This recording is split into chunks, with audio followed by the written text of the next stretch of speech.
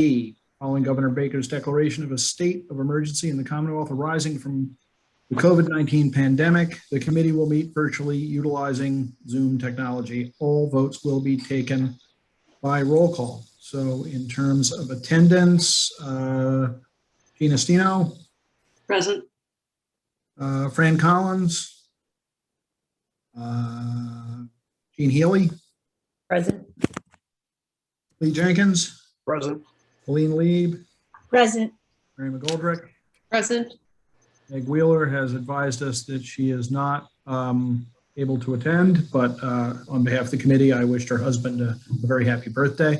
And Rob Hillman is here, so we have a quorum, and the meeting is now called to order.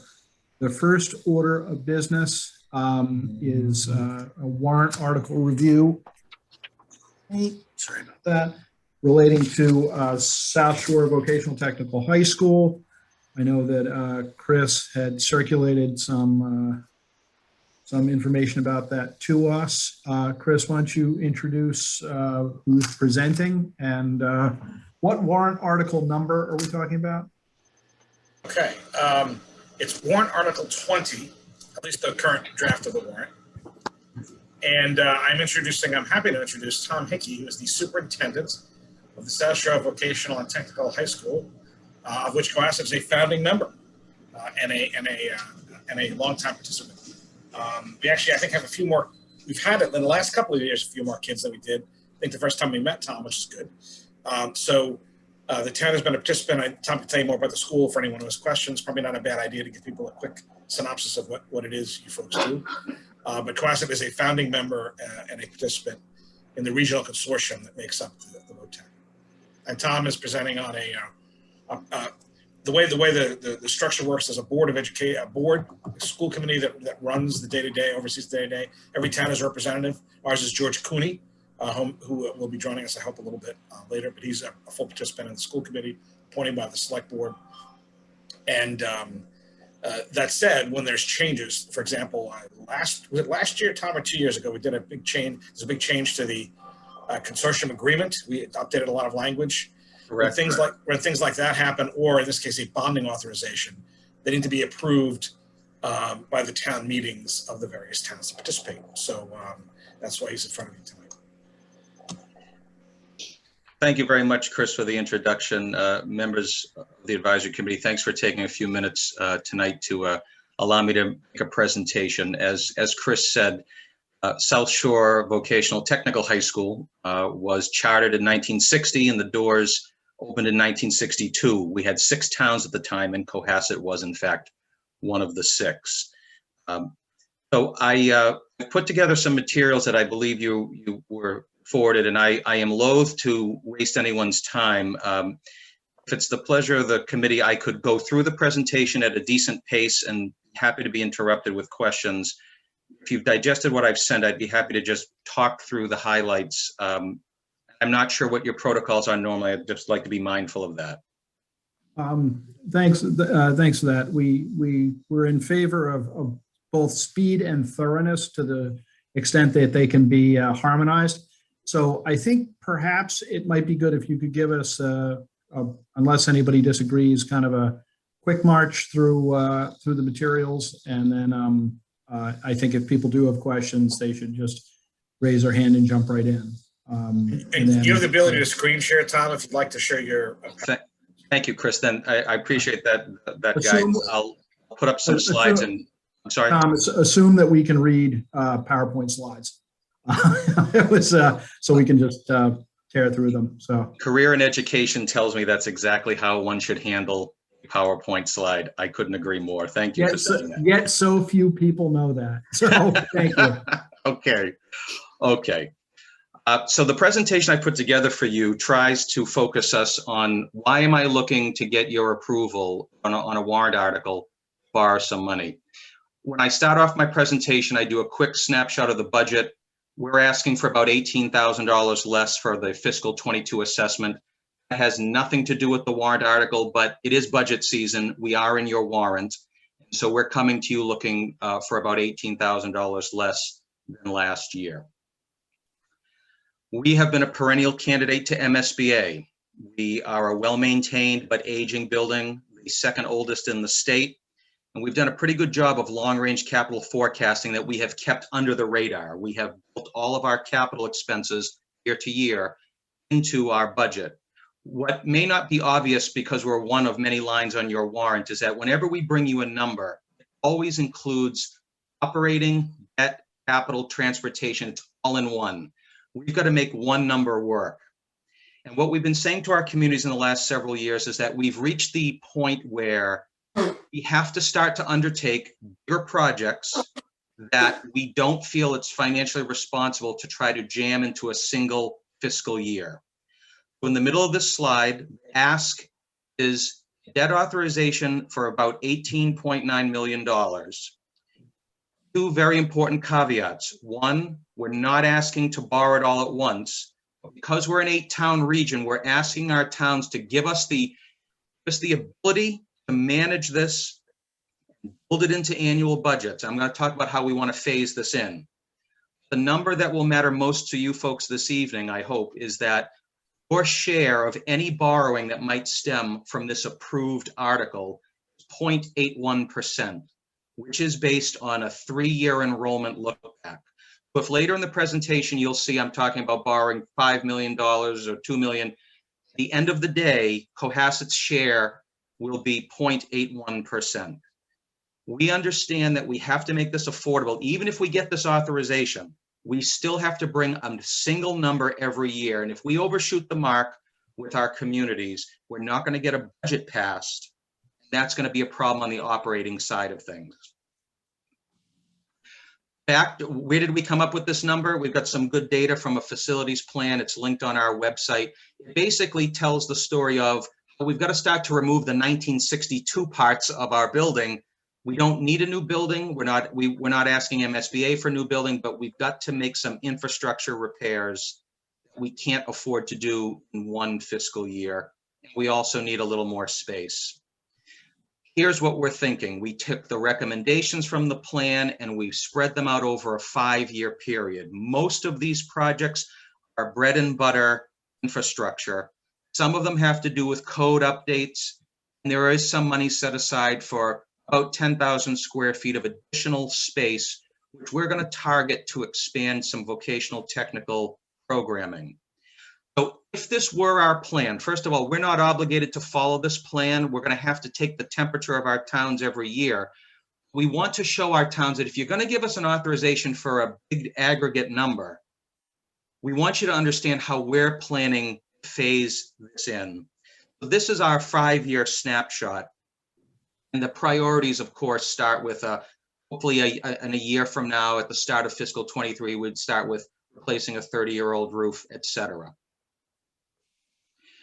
We arrived at this very specific number, 18,960,537, by taking all of the recommendations and that we hadn't finished, cost escalating them at about 4% a year, stopping at fiscal 23. We added in soft costs where necessary.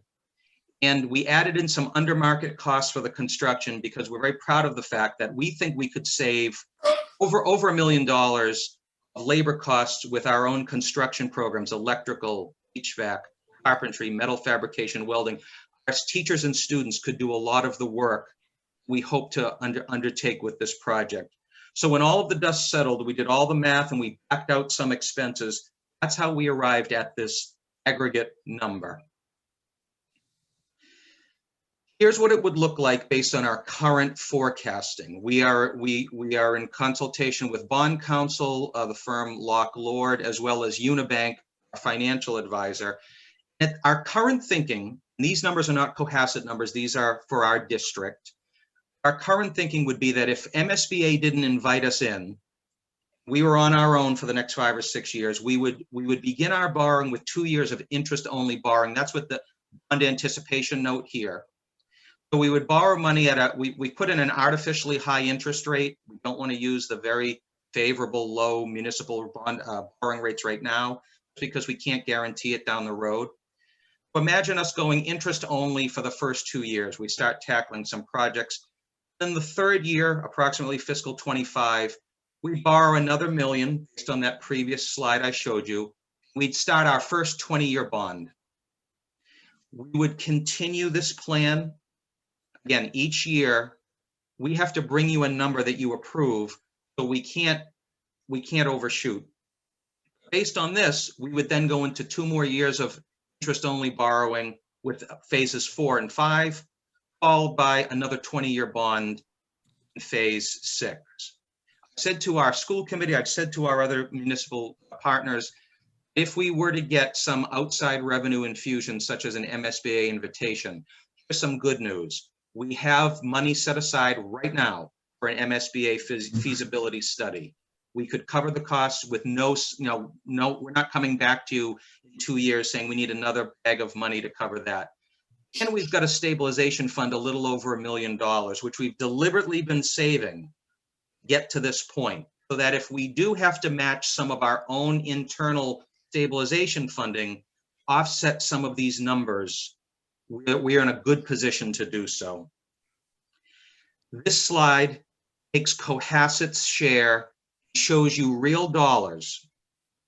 If this went to plan from fiscal 23 to 28, in Cohasset's assessment, baked into the assessment, not a separate number on your warrant, not what does he want for the budget plus this. This is all, we have to make this fit. This is what Cohasset's share would look like. High watermark being fiscal 28. The note at the bottom, I point out that, the note at the bottom, I point out that right now, Cohasset's capital share is a little over $7,000. So we've got a pretty, our budget increase was about 1.89%, very lean operating budget. We put money in, we have about 900,000 in capital to do one final big window project. We could afford to do that without having to borrow for it, which is great. When I point out about the capital share, the reason I'm pointing that out is because what I see happening with all 8 of our towns is that if we start to borrow money, I won't need to ask for as much capital. Instead, some of those dollars would shift over to the debt category. Again, when we bring you an assessment, it's the minimum local contribution, operating costs, transportation, debt, and capital. So I think what I'm trying to say is it would take at least 3 or 4 years before the amount of money we'd be seeking within a Cohasset assessment would actually go higher than what we're looking for on the pace we're on right now. So at its high watermark, $12,452 would become part of a Cohasset assessment. And then bonds would begin to slowly, the interest, the principal would go down. We're factoring these numbers, I didn't mention on the previous slide. We're using a level principal payment, okay? And our advisor has also run some numbers for us where if we were to convert to a level debt service payment, we pay more interest over the life of the bond. These numbers would be a little bit lower. We're deliberately using higher numbers for the purpose of these illustrations. Final 2 slides of the presentation try to tell a story with numbers and pictures. Blue shows the slow increase of capital. Capital is based on a 3-year rolling average of enrollment. The red was an old debt project that we rolled off a year early. We've got a little bit of interest left in fiscal 21. And so right now for fiscal 22, Cohasset's share of the capital is about $7,200. There's no debt in our fiscal 22 budget. And this final busy slide is trying to tell a story to myself originally. I wanted to see what this looked like, and I figured I'd share this with others. I wanted to see in the grand scheme of things at a very high level, what would numbers look like if we did this according to plan.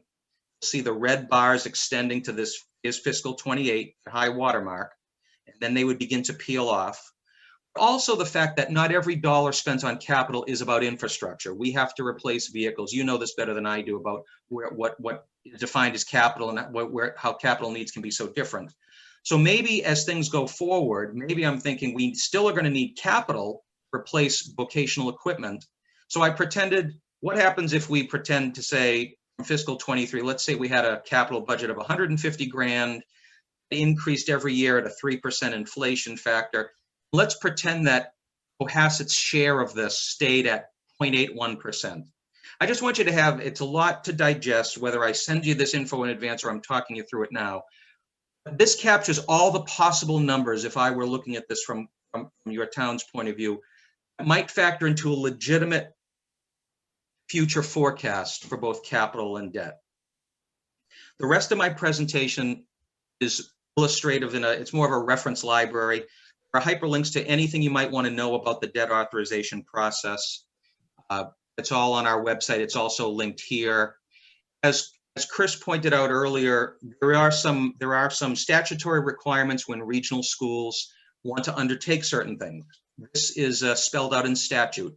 We're an 8-town regional school district. We want to borrow money. We've got to go to all 8 towns. We have got to ask for the authority to do it. The ball starts rolling with our school committee.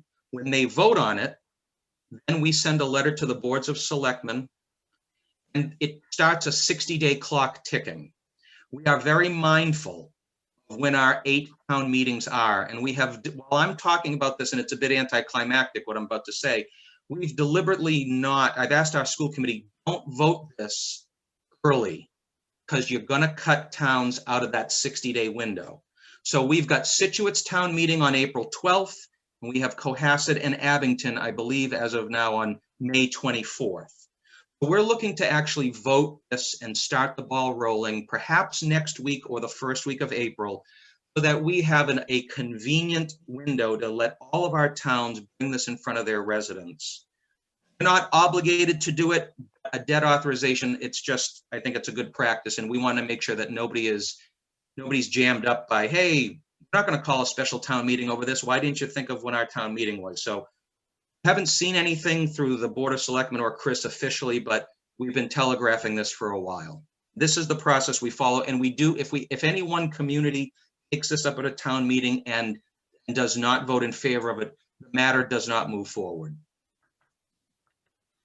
Here's another picture.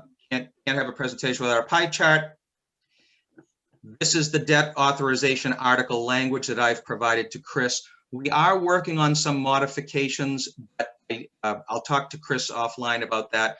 Essentially, we have to show you the amount of money we want, reference the statute we're citing in order to do this, and tell you that we're doing this for what's in the in the 2018 facilities master plan. And then the remaining slides of this presentation just tell the story of why do you folks keep applying to MSBA? And these are just some examples of photos that we sent along to MSBA saying, we're popular, we're small, we're an aging building, throw us some support so we don't have to ask our local communities to do this.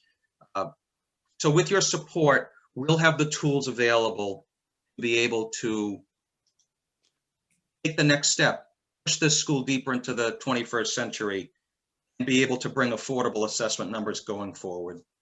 Thanks for listening. I'd gladly answer any questions you might have. Well, thanks very much. Do any members of the advisory committee have any questions for Tom? I see Lee's hand. Yes, Tom, I watched the show before. It's on the email. Anybody on the board, all you have to look at the email, you hear the same thing. I just like to say it's a fantastic school. I've taken 2 or 3 courses at night over there. You can't beat it. And for the amount of money they're asking for you, it gives the opportunity to people in Cohasset, students in Cohasset, to have something, an alternative program. Thank you.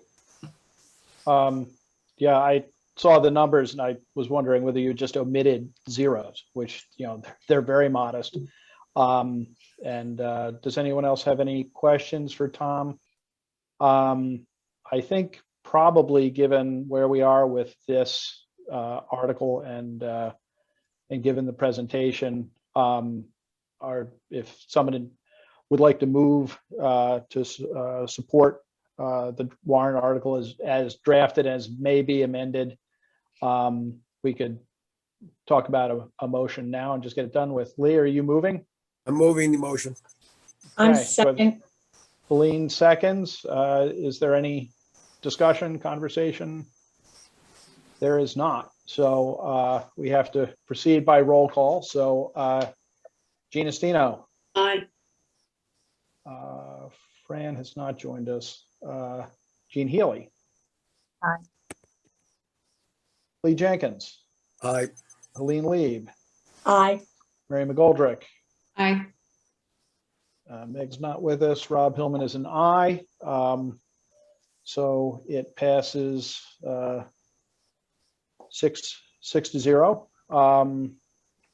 So Chris will do what needs to be done to get, I was looking at the draft. I'm sure there are probably some tweaks to the language, but unless there's anything material, which I'm sure there will not be, we're good to go. So thanks very much for your time.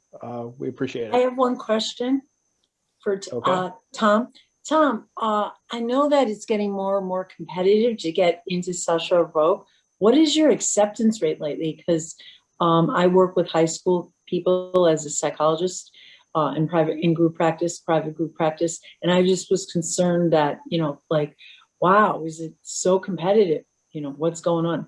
It's become, yes, it definitely has become more competitive. What I like about the system we have with our communities is that we operate on a first round quota system. So each community is guaranteed a certain number of slots based on student population. We have, but I would say historically now we're looking at a waiting list of, I met with my admissions counselor this morning, and we'll probably have a full class by the end of the month. That'll be 160 ninth graders, with probably at least 50 more that will be on a waiting list. And that doesn't include kids from outside of our district who apply from Hull, Pembroke, Marshfield, et cetera. So part of what I'm hoping that we can do with some of this is it's not the expansion that an MSBA project could do, but what I'm really looking to do, along with looking to expand the space for our very popular programs. So if you get into our school, that's awesome. I can tell you right now, I have 40 kids a year who want electrical.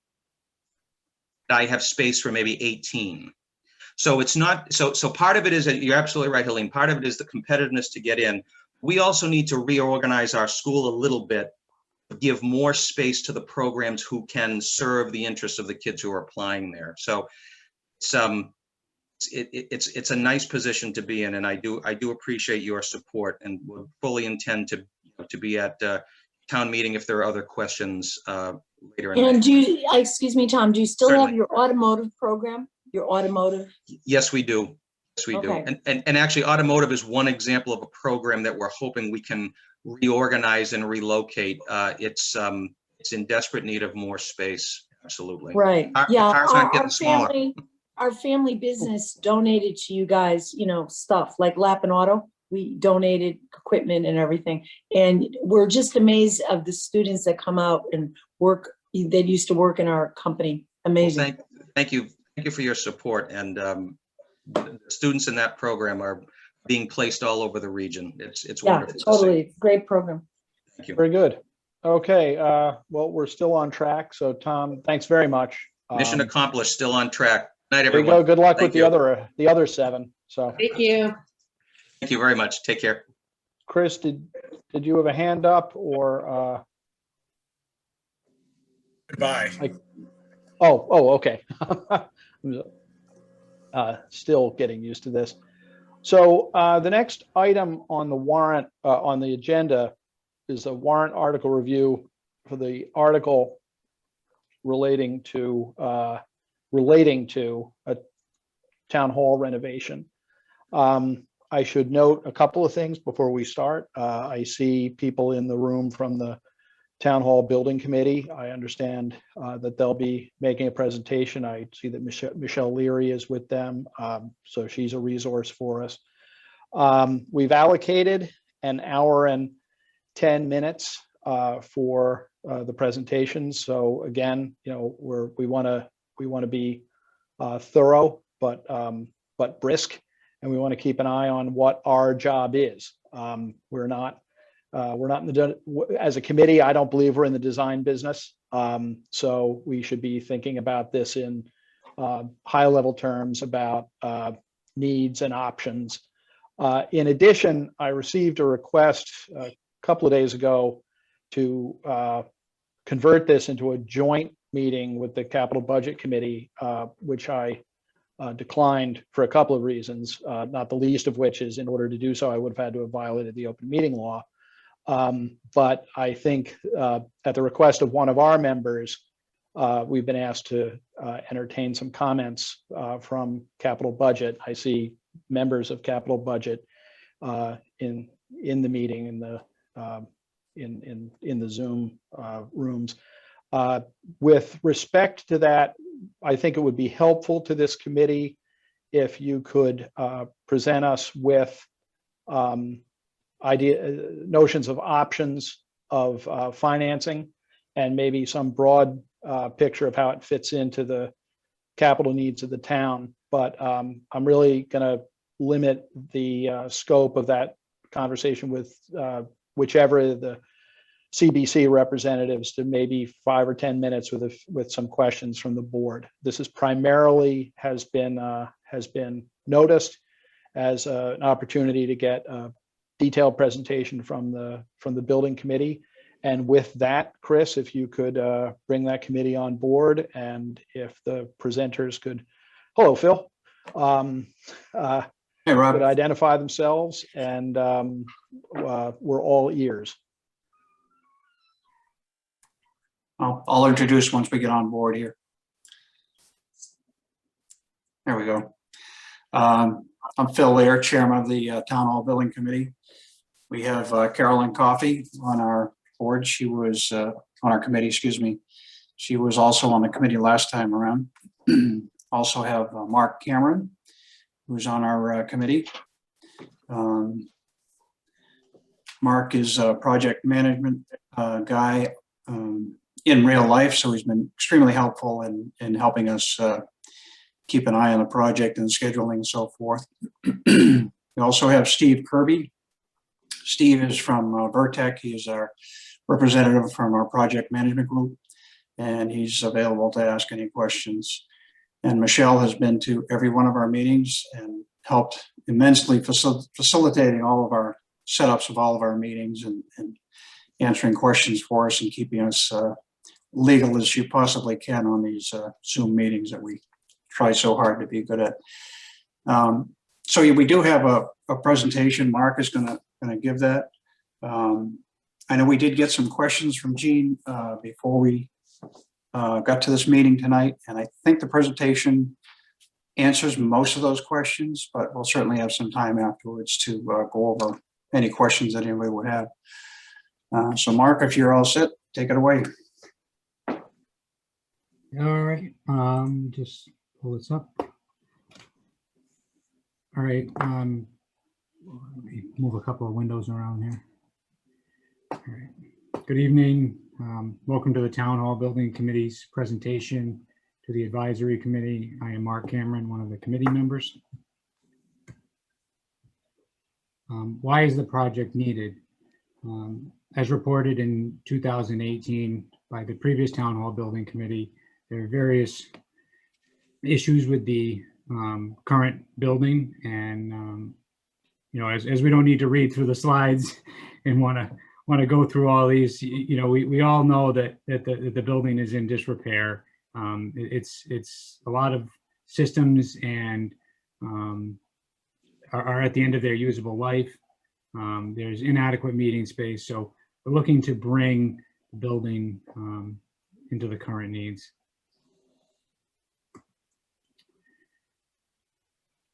Bottom line is we'd like to all have a building that meets the current expectations and needs for the residents of Cohasset. As you can see from the slide, we find universal access.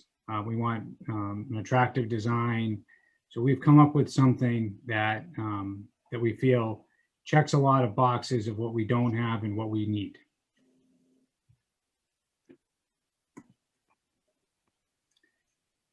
Here are some renderings of what we've designed from the exterior, where the new annex would complement and respect the authority of the original structure.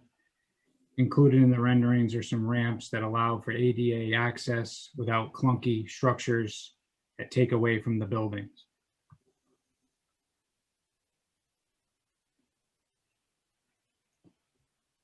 So total project budget. So what makes up the total project budget?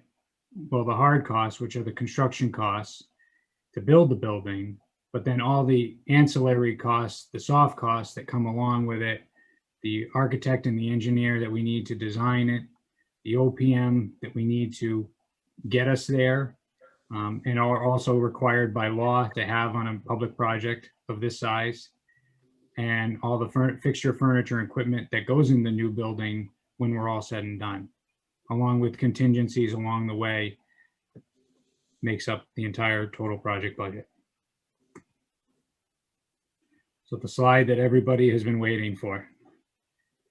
Here we have 3 pricing schemes, all have the same level of finishes, but priced with 3 different HVAC options. The subcommittee has been formed to further investigate which option would be best for Cohasset.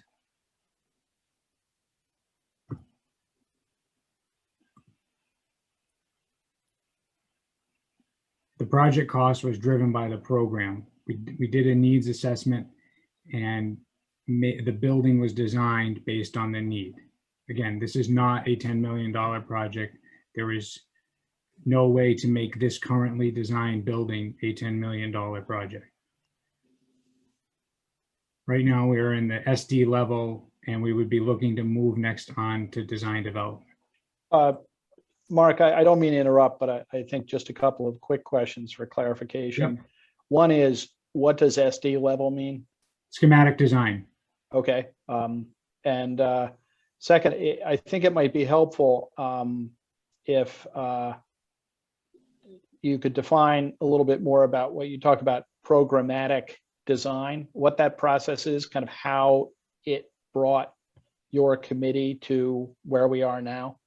I don't think that's something that everyone understands, or possibly everyone understands it but me. But if you could just elaborate on that a little bit.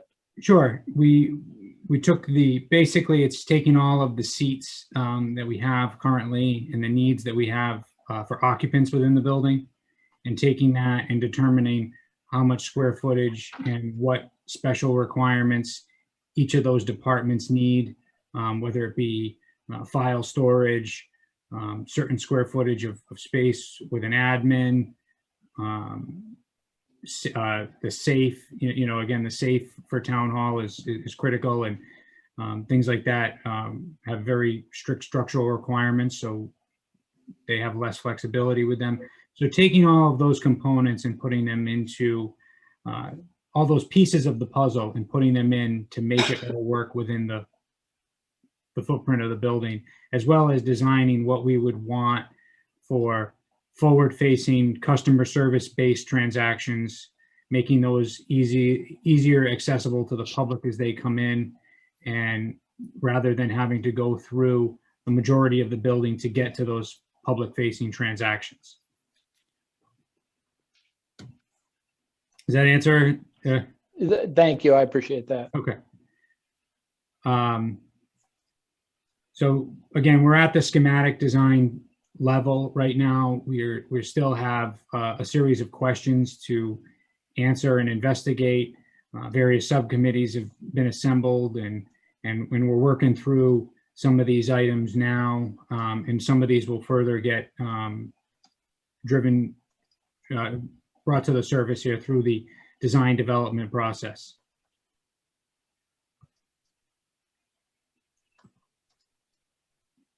So public versus private, this slide really demonstrates one of the reasons why it costs so much to build. It's much different than doing work in our homes or even doing work in the private sector. Here you have, these were taken from the Situate Senior Center, which Vertex, our owner's project manager, is currently working on. These are the various rates for the various trades. The combined average there is $80 an hour plus the overhead and profit of 30% and insurance, resulting in an average wage of $117 an hour. So this is one of the reasons why it costs what it costs, and this being a public job, it is a prevailing wage job. So there are rules that we do have to follow in terms of labor.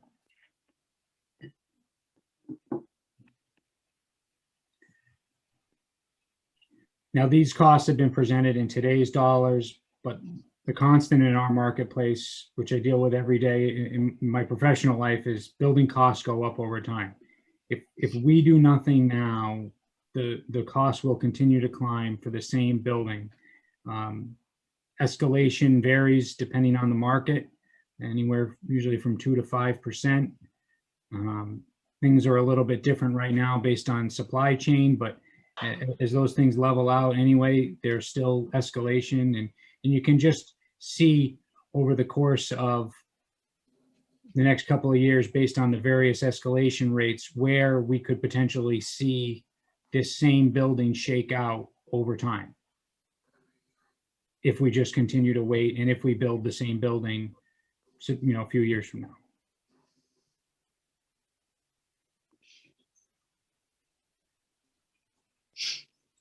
So right now, in spring of 21 here, this is demonstrating seeking funds for design development, construction documents, and bidding. Option A has us coming back in the fall of 21 to seek funds for construction. At that time, we would still not have full construction documents, and we would not have bids in hand. We would not have that until spring of 22. Option B, again, asking for design development and construction documents now. That would bring us through bidding, and then we would come back in spring of 22 to seek funds for construction with bids in hand. And so that option puts us having a better real-time understanding of what it'll cost. The downside of that is it doesn't put us in the best position in terms of timing with seasons to start construction, but it is an option.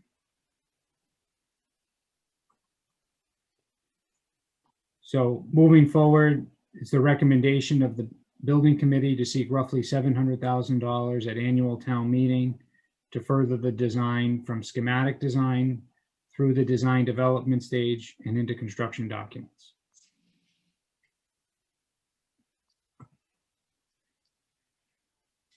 We did discuss some alternate options as to other ways to get the cost down. Option one was reducing square footage. We made some movements within the program, taking some seats out of town hall and assuming that we could find space in other town buildings to put these folks. We eliminated roughly 1,200 square feet, and going through that cost estimate, there was various work that had to be added in, and the net result was a decrease of $204,000, and this did not include any programming for those folks anywhere else within their new home within town. We did talk about an option to eliminate the auditorium, probably not a favorable option, but using that as square footage for office. Alternate three was renovate and fix the existing structure.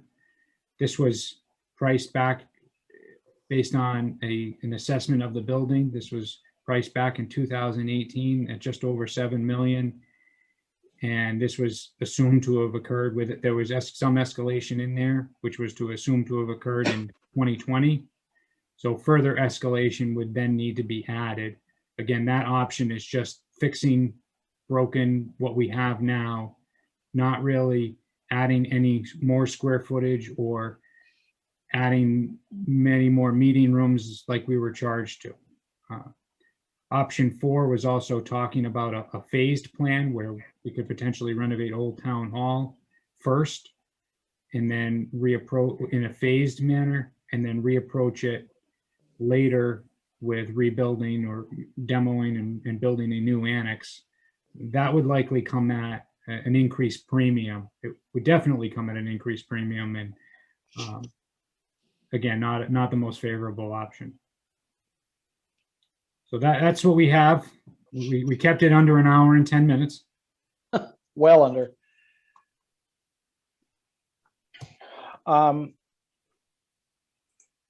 I expect that there'll be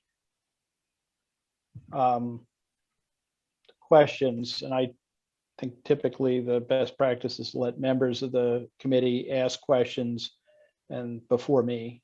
So prior to that, do any other members of the building committee have any comments, additions, highlights, anything they want to let us know? Okay. Well, then I'll open it up to the committee for questions. I saw Helene's hand first. Yes, Mark, I want to know about some of the possibilities for grants and also, the historical, the conservation committee, the historical money and things like that. Are we still eligible and are we still going to be able to access those funds? It's our intent that we would be able to, yes. However, from building the budget, we didn't factor in grant money that we would get, as that tends to come and go over time. But the intent is we would be able to access money there. And that was part of the subcommittee that would be looking at the mechanical options and figuring out what grants were available and what the real delta for the town would be in terms of various mechanical, more energy efficient upgrades. In terms of the CPC funding, yes, we've been told that there's money available for us through CPC. Yes. Yeah, good. Other questions? Jean? Hi, Mark. Thanks for the presentation. I appreciate it. And I appreciate you adding in the alternate options too. That was helpful to see. So I have two big questions, and maybe I'll start with the alternative options first. In terms of alternative options, I noticed that the second one with respect to the auditorium being reconceptualized, is it possible, and this is just my ignorance, but is it possible to put all of Town Hall, if you were to remove the auditorium, into the existing historic structure and just have one unified town hall there, perhaps with less meeting space, but I'm curious what the discussion was about that. We have not done a space need there, a space assessment and a programming there. We just talked about it in concept. It likely would probably not fit, but we're not really sure how that would. It's certainly not designed to, especially with the stage in the way that portion of the building is configured. But nonetheless, it is available square footage. It's got very tall heights there. We haven't really exercised that. It certainly, if not everything did fit in there and it did require an annex, it maybe would obviously be much smaller, but we would lose the auditorium space.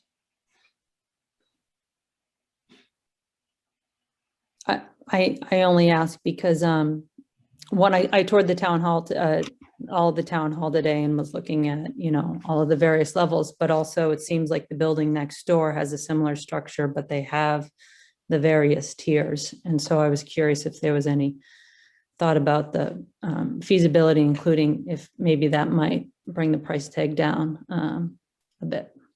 Well, again, we weren't charged with that, so we hadn't really explored it. We just, again, talked about it in concept, but it would really be up to I think the charge here of what we were asked to do as a committee.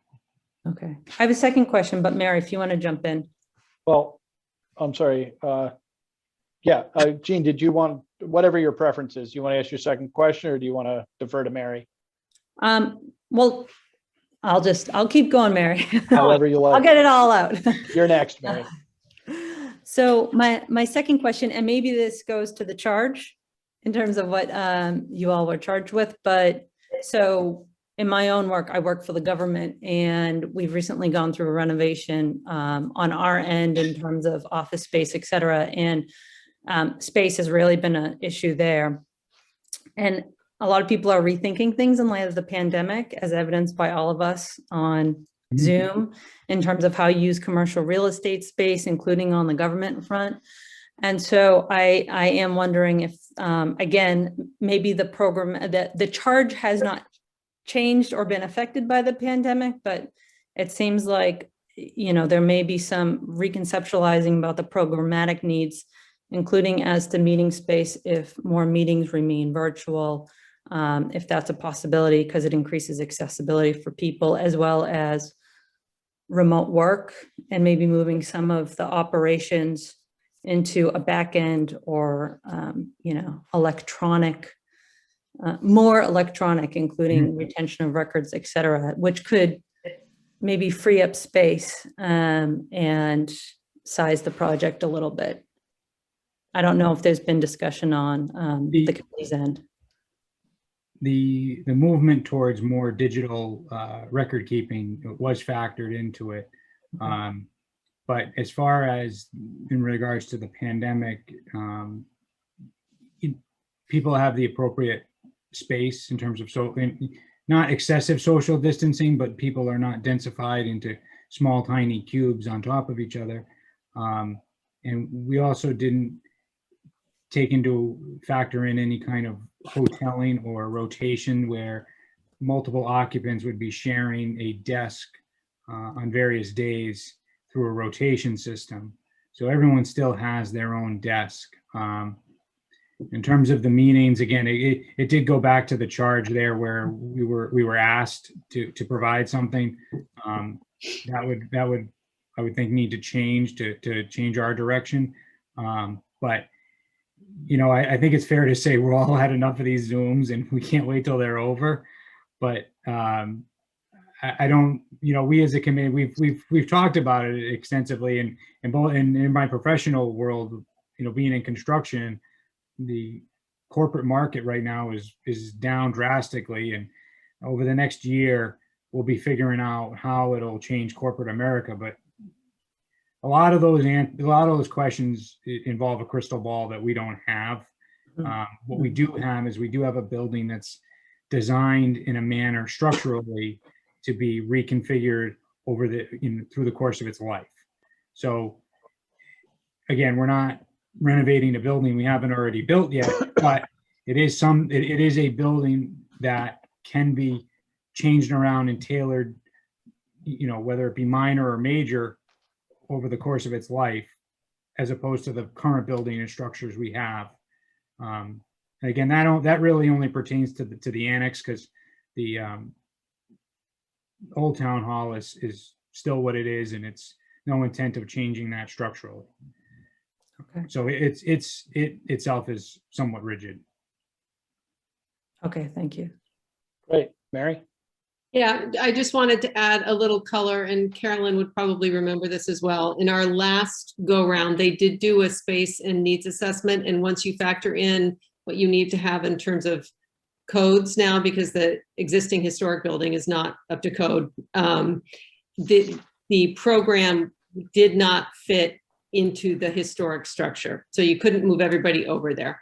Now, the program that you have now is probably a little different than the one that was 3 years ago, but just so can add that texture to the conversation. It's bigger. Lee? I have a quick question on parking spaces on the exterior. There's only about 55 or 56 spaces. If you were having a play going on and 2 or 3 other meetings at town hall, you wouldn't have sufficient space for anything. Well, how are you planning to park the cars that are going to come to these events? Before you answer that, Chris, I just got a call that Fran Collins is trying to get into the meeting. Are you able to help him? You got him. Is he in?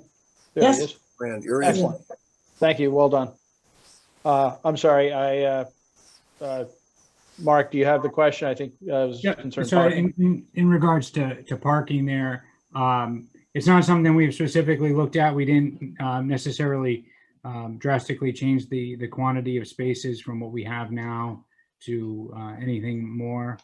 But I know that the parking nature in that district has evolved over the past year anyway. So I'm sure people would be parking on the road in the legal spots and the increased parking along the streets in the area. So it's definitely something we could take a look at and kind of get a head count of what we could expect if there was an event there and what it could support. But there are more parking spaces in the current draft of the plan than there currently are in the existing parking lot. Not a whole lot more, but several. How many are there? I counted thought it was, 5. I thought it was 5 more than what we have now. It might be less than 5, but it's slightly more. It's at least what we have. Further questions? Well, I have a couple. I'm interested in the process of the building committee. When were you formed? When were you charged? Of how many? What level? I'm sure we're looking at an awful lot of effort here, but I'm curious, sort of, what was the sort of meetings in the course of getting here? I think it's worth knowing, some of that background. Sure, I'll jump in. I guess we started just about a year ago, November, and we looked at hiring a project management group to get us started. And we had our marching orders from the Board of Selectmen. And in the spring, we hired our design group, and we kind of went after, the space needs, and we spent a lot of our time, the end of the summer right through the fall, just doing the needs assessment for spacing. I think one of the interesting things about the size of the addition, which is always seems to be a stickler, and we talk about reducing square footage and saving money. And I'm sorry, Rob, this doesn't answer your question, but there are some items in the annex that need to be in there that take up a lot of square footage that you don't lose when you shrink it down, like take out offices or meeting rooms. And those are the 2 stairwell access points, the elevator, and the vault. So even if you shrunk it down, you still have to have those items in there, and they take a lot of space. So when we talk about shrinking it, we can get the size down, but it doesn't affect the cost of it as much as you might think it would. So anyway, we did the space assessment, and we got that done, I think probably somewhere around November. And December we started, design group started putting numbers together. And in January was the first time that we saw real numbers on the project. We were very pleased with the design as a committee. I don't think we were surprised at the number. It's not dissimilar to the last time around. Everybody hoped that it would be a little more palatable, but it is what it is. So we are at this point headed towards town meeting, asking for money to continue the process. Our thrust here until May is to get in front of as many boards as we possibly can to do presentations and answer questions and try to stay on track here and try to keep everybody abreast of our direction and try to get as much support as we can. So I don't know if that helps or not, but Rob, but. It does, of course it does. Thank you. Also, the projected life of the original town hall was built, I don't know when Polk was president or something, wasn't it? The 1840s? 1857. 57. Oh, I believe. right. Buchanan, then still old. Is it even part of the calculus at this point, what the projected life of the renovation and the new structure are? I mean, it's designed to be a 50 plus 50 plus year building.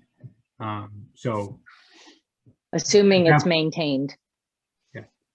At that point, it would probably be due for a renovation. I see. Okay. So lots I of, think with anything these days, it does lasting that long. very well. That pretty much covers. Mary, go ahead. Just a quick question. Did you guys go in front of the Historic District Commission this week? Yes, How did that go? great, very Okay. supportive. That's true. Very, very supportive of it. You know, there's still plenty of questions because we don't have a lot of the details on the exterior, but they really like the design of it. You know, the first. They'll give you suggestions, don't worry. I'm sure, but they were unanimously pleased with what we come up with. So we were pretty excited about that. Great. Good, thanks. That's important. Helene and then Fran. I'm totally impressed with the building design. I think it's fantastic, especially the entranceway. I think it'll be better, especially for handicapped people. I think in terms of the original town hall, I think it's also very important to preserve the auditorium. It's a historical usage, you know, the Cohasset Drama Club, and also for the gathering of people in Cohasset when everyone's in their little offices and stuff like that. And the additional part, it's not the same as some of our meetings in terms of our festivals and things like that, using that town hall. It feels like it belongs to the people in that way. But I'm totally impressed with the design. Thank you. Okay. Thank you. Fran, Thank you. do you have a question? You're muted, Fran. Fran, can I do this? Fran, you're muted. I think, oh, I can fix Wait a that. minute, hold on. Nope, I There he just is. realized I have extraordinary power and I could unmute you from here. He's So- muted again. Oh, dear God. How's that? You're good. Perfect, we're good. All right, I have Don't touch I have anything. a bit of a rant, or a rave, I should say. We've been at this a long time, and I think that looking at this is a need and not a want. And there are always going to be people who are going to say, well, it's too much money. So it's $13 million plus or minus, however it finally falls into place. But I think it's something that we're going to look to the future of the town, look to the future needs of the town, needs of the administrative offices to do the right thing. And I would be delighted if we didn't have to spend $13 million of the town money, of hard-earned taxpayers' money. But I think we're at a situation now where we're at a need area, not a want area. We've had enough committees and enough people looked at this and massaged it and turned it inside out and tried to do this and tried to do that. And I think that finally we've sifted all of the extraneous out and we have a building that's going to meet our basic needs. And I think we should just go ahead, put our shoulder to the wheel and support it. Okay, I think we're moving into deliberation, which we will do. There was one, Fran, you missed at the beginning of the meeting. I had said that at the request of one of our members, and possibly more than one, there was asked if a member of the Capital Budget Committee could summarize sort of its, well, I don't know whether it's a position or concerns. I think it is relevant to our consideration how this fits into the long-term capital plans and how it gets financed. So Chris, if one of the members of Capital Budget wants to come on and give us a summary, and if people have questions, maybe they can ask them, I'd be happy to hear them.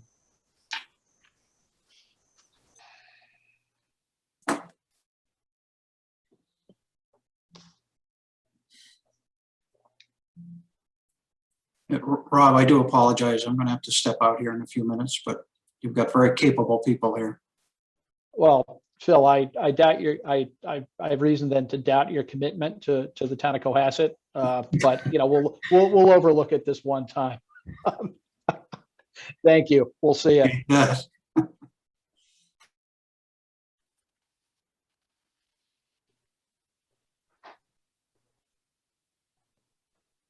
Rob, Sam's right here. Oh, good. Okay. Right there. Sam, I don't know that you and I have ever been introduced, but my name's Rob Hillman. I am the chair presently of the advisory committee, and we're all ears if you want to give us a summary and some insight into the capital dimensions of this. Please go ahead. I will do. Thank you, Rob. I'm Sam Wakeman, Chair of the Capital Budget Committee. I'm going to do a brief sort of scenario of how the Capital Stabilization Fund works, because I think that's important for you to understand. I think, Sam, you can assume we probably know that. I mean, if you want to give us a brief preface, but I'm really looking at about a 10-minute presentation here. So go ahead. Well, I'm going to try to make it as quick as I can. Currently, the Capital Stabilization Fund gets provided with approximately $2 million a year to fund all capital projects within the town. And out of that fund, we will either pay cash or fund it through debt service. Either way, whether it's cash or debt service, the amount being paid for that item gets charged against the Capital Stabilization Fund. Currently, we have commitments of just over $200,000 in debt service for prior projects. And we have another $415,000 of debt service to be put against the Capital Stabilization Fund from projects which are underway but not yet bonded. That leaves us with approximately $1.4 million each year. The town hall project we're currently looking at as being a $14 million project. Out of that, we think that CPC can fund approximately $4 million. That would leave the town or the Capital Stabilization Fund to have to fund $10 million. And if you bond this over a 20-year period at 3%, that's going to cost you about $672,000 a year. That would take the $1.4 million and lower that down to approximately $700,000 of available funds to pay for capital requests. For fiscal year 22, we have $3.55 million of capital requests. And that averages probably around $3 to $4 million a year. There's a big hit down the road for a police and fire station of currently about $15 million. And what the result is going to be if we keep with the $2 million inflow into capital stabilization is we will have to fund fewer and fewer projects which are necessary for the health of the town. So that's a quickie overview.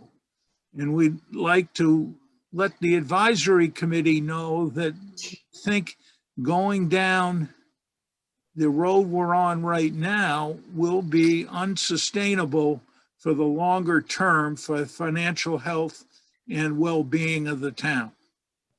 And I'd be happy to try to answer any questions that anybody has. Very good. Thank you, Sam. That was actually a really good summary. I appreciate that. I see Helene's hand. When you said 20 years, 3%, how much was that a year? $672,000 in debt service. Thank you. Other questions? Yep. Lee. Sam, I didn't ask you this question. Would this be an override? Would you have to override it? Well, the last rendition on town hall we went through, the override did not pass. We're therefore assuming this will have to be funded through the operating budget, not through a debt exclusion. That said, that isn't a decision that would need to be made until the project is coming to town meeting, not this. Oh, it doesn't, but it should be considered at this point. We'd be Yeah. not consider it, I think, is I didn't say not to consider it. Eventually What I have said to was face. it's not a decision that has to be made right now. It certainly is part of the mix. Fran? One of the problems we had with the last go around here was the confusion over debt exclusion and an override.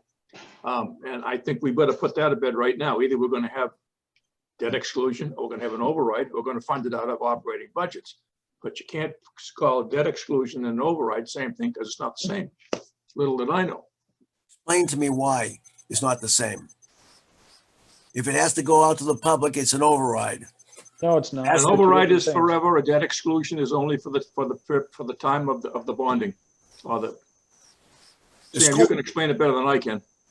either way, it results in an increase in the individual's tax.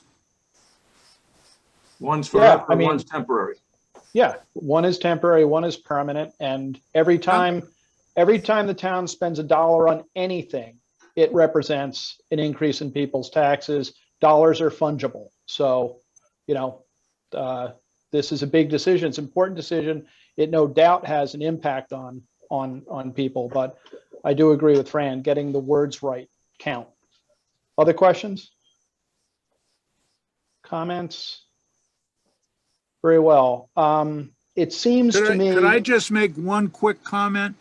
One comment. Go ahead. Was that we're still pretty early in this process from a design and cost standpoint. So hopefully we can find grants and things to lower the cost, but we haven't even started to look because we don't know what it's going to be like. Okay, That's all I had. thank you. Rob? Yeah, Jean. So on that note, in terms of grants, one thing that, and I think I saw the town hall building committee present at the select board on this.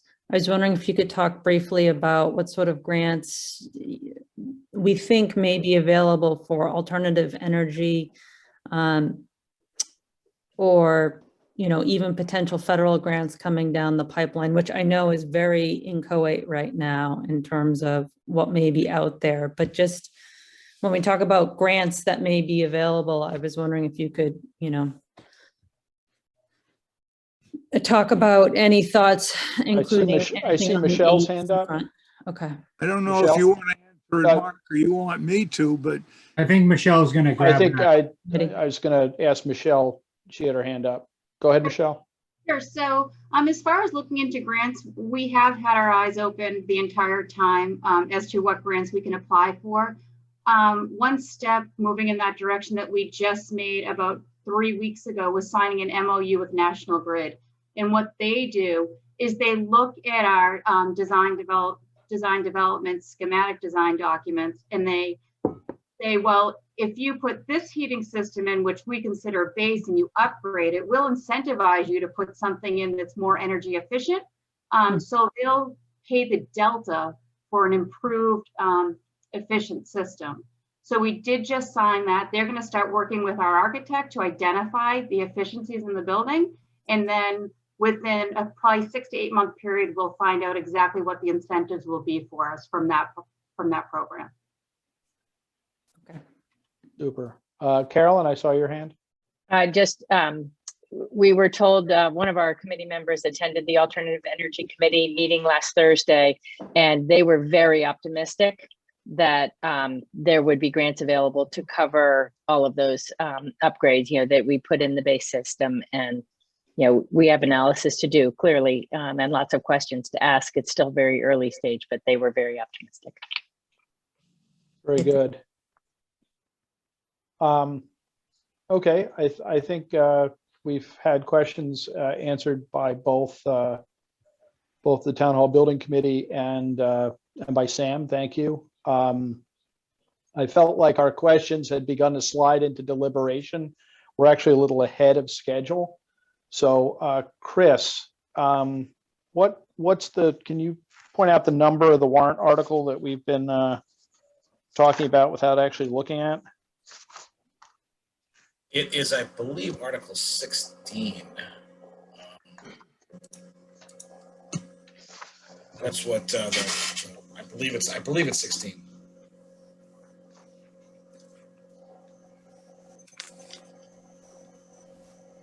Well, all we have here is a placeholder. Correct. So that raises the question, do we actually have something to vote on? At this point, I think there's still conversation about the amount of the ask. Is that fair to say? I mean, has that been? I think as I understand it, again, I'm going to defer to Mark and their team. The pathway here is to get funding to get to. Is it engineered plans and specs and a bid, Mark? Is that correct? The current ask of the 700,000 would roughly 700,000 would take us through 100% construction documents. So it would take us through the next 2 phases of drawings, design development and construction documents, which we would then be taking to put out on the street for bid. Mary? Yeah, just a quick question, Mark. You had the slide about the 2 paths you could take in terms of when you would go out after town meeting to get bids in hand. Have you guys taken a straw poll among the building committee about what you prefer, or what is the guidance from the OPM? It's mixed. I mean, we're trying to evaluate it. We've also got to get to the next step before we can decide on what's best for that step. There are advantages and disadvantages. The advantages of one path is that when we go to town meeting and ask for construction dollars, there's one scenario where we actually have bids in hand and we know what it's going to cost. Another scenario, we're going for construction dollars before we have put it out on the street for bid. The latter there starts construction at a time that is not best for us here in New England, is starting construction of this magnitude in May, June, July, and trying to beat the winter. Not that we can't do it either, but then there are costs with continuing construction through the winter that need to be factored in. So that brings us back around, Chris. Is there a motion that we should try to construct, or do we defer this until we have some text on which to vote? Voting for a placeholder empty space feels a little bit like writing a blank check. I agree.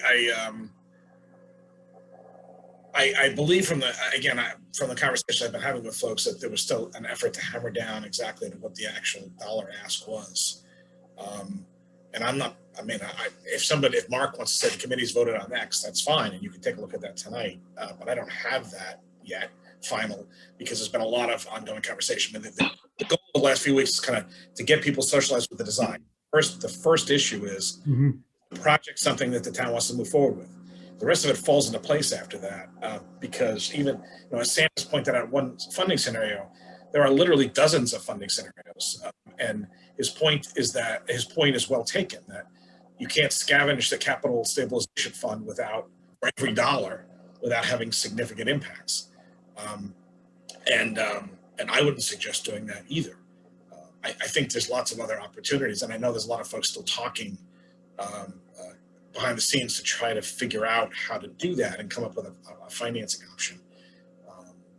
And the lower the final number is that has to get the bond, the easier it is to fit into an annual operating budget. And Don and I have been talking about this. Don is hiding there somewhere. So we've been talking a lot about ways of fitting in. But again, the first point though is, and And I guess when the select board voted to move forward with this, they voted on the conceptual plan that was proposed and said, go forward. I'm summarizing this. Go forward, town hall building committee, and go and head towards town meeting and final and pull something together. And they've been socializing this now with capital budget and now with you folks, historical commission. The historical district, to make sure that that this is ready to go.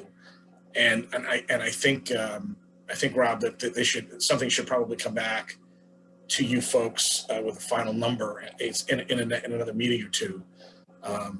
Because I was talking to Michelle just this afternoon about how much CPC money was still available from the earlier grant and all of that. So I think there's a little bit more polishing to do, and I know that they were still looking at some design questions, including some modifications to how the basement was being put together, and again, from what you saw earlier, a little bit about this, the size. So. Okay, what I hear you saying is, I've been chair of this thing for only every bit of 6 weeks, so this is all still a little bit new. But that unless somebody, obviously anybody on the committee who has another idea, is perfectly happy to hear it. But I feel like we ought to take it under advisement and vote something that at a minimum, we've got a written motion that we can circulate among ourselves beforehand, rather than trying to do a motion on the fly against the blind.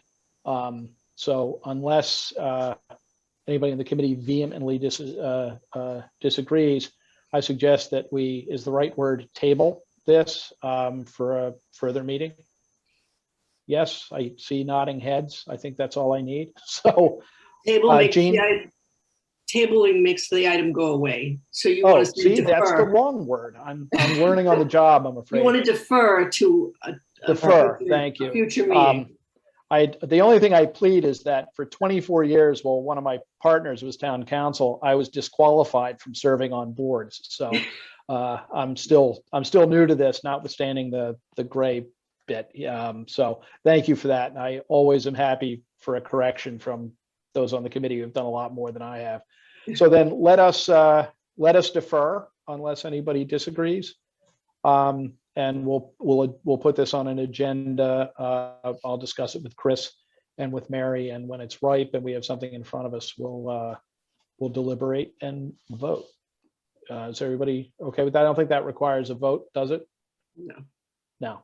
Okay. Well, I just like to bring up one thing. I think the capital budget fee, we should see them again before we vote on this. We are going to see them on Tuesday night, which might be continued. Actually, Chris, is that not to get off our agenda, but was that the meeting that was proposed to be pushed a week or two? Yeah, I think just because of the sheer, and the schedule is built with a little bit of flexibility. The select board is seeking, I think, a 1 week delay to April 6th for that joint meeting, just to allow some more of these things to go through the process. So let's make sure that when we get to our agenda item on scheduling and business, that we deal with that. So, all right, very well then. Wow, we're a little ahead. We go ahead, Jean. Rob, I'm sorry. Just so my notes are clear, Mark, if you wouldn't mind just reminding me, because you took the presentation down. Yep. What is the cost per year of inaction? Was that approximately $1 million? Depends on the rate. And I can follow up with you afterwards. I don't want to hold everyone up. Yeah, I can. If you have the number quickly. Yeah, I can send it. I can send the chart over to you if you wish. Okay, thank you. And then just one shameless plug here for we have a Facebook Town Hall Building Committee page. So if you can encourage some traffic there, we would appreciate it, and organically get that to grow and help us educate and involve the folks of the town. So we just launched that this past week. So it's pretty green right now, but we'd like to get the community involved and get the community to know about it, get them to understand what we're doing. So one way to educate them there is through that media. Thank you for that. I think, anybody could benefit by having a place to go to look for information. Jean? Stina? I have one more question about the presentation tonight. Was that all contained in what was circulated earlier? No, we just circulated the floor plans just so you folks could kind of I wasn't able to open them. Okay. So if I could maybe get things like this in PDF format. Sure. Jean, I can save that as a PDF and send it out. Excellent. Thank you. Excellent. Send it to me, Mary, as well. We don't use Facebook. Yep. Thank you. Very well. Okay, then we should move on. We've got a number of other agenda items. Thank you to the building committee. Thank you to capital budget, who we will see again soon. And well, what's next? I think we're. Thank you. Right, thank you. Thank you. Thank you. Thank you. Well, there goes our public. So we have a warrant article review and vote. I'm gonna, Chris or somebody in the office lined them all up for us. These are pretty routine matters, and I think we have an opportunity to get a bunch of things done relatively quickly. I am going to ask this, that we take the unpaid bills for previous years and move it to the bottom of the list, because I literally can't be in the meeting. If we were in a room, I would walk out of it. But one of the entities to whom unpaid bills are on the warrant is an entity that I am still a shareholder of. So we can't, I can't touch that with a 10-foot pole. So can we move to is that all right with everybody? And then at the end, I'll just literally step away from my computer for 5 minutes, and somebody can text me, maybe Mary can text me to come back in. But so why don't we just move to supplemental appropriation? Chris, if you could give us the number that we're looking at. I saw it when I was going through this earlier. It's number It's Article 7. Yeah. Oh, great. What is going on? It's frozen.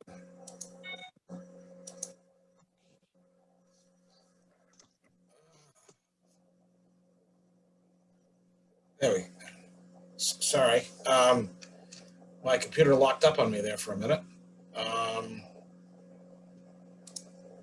Sorry. Let's try that again. I gotta love technology.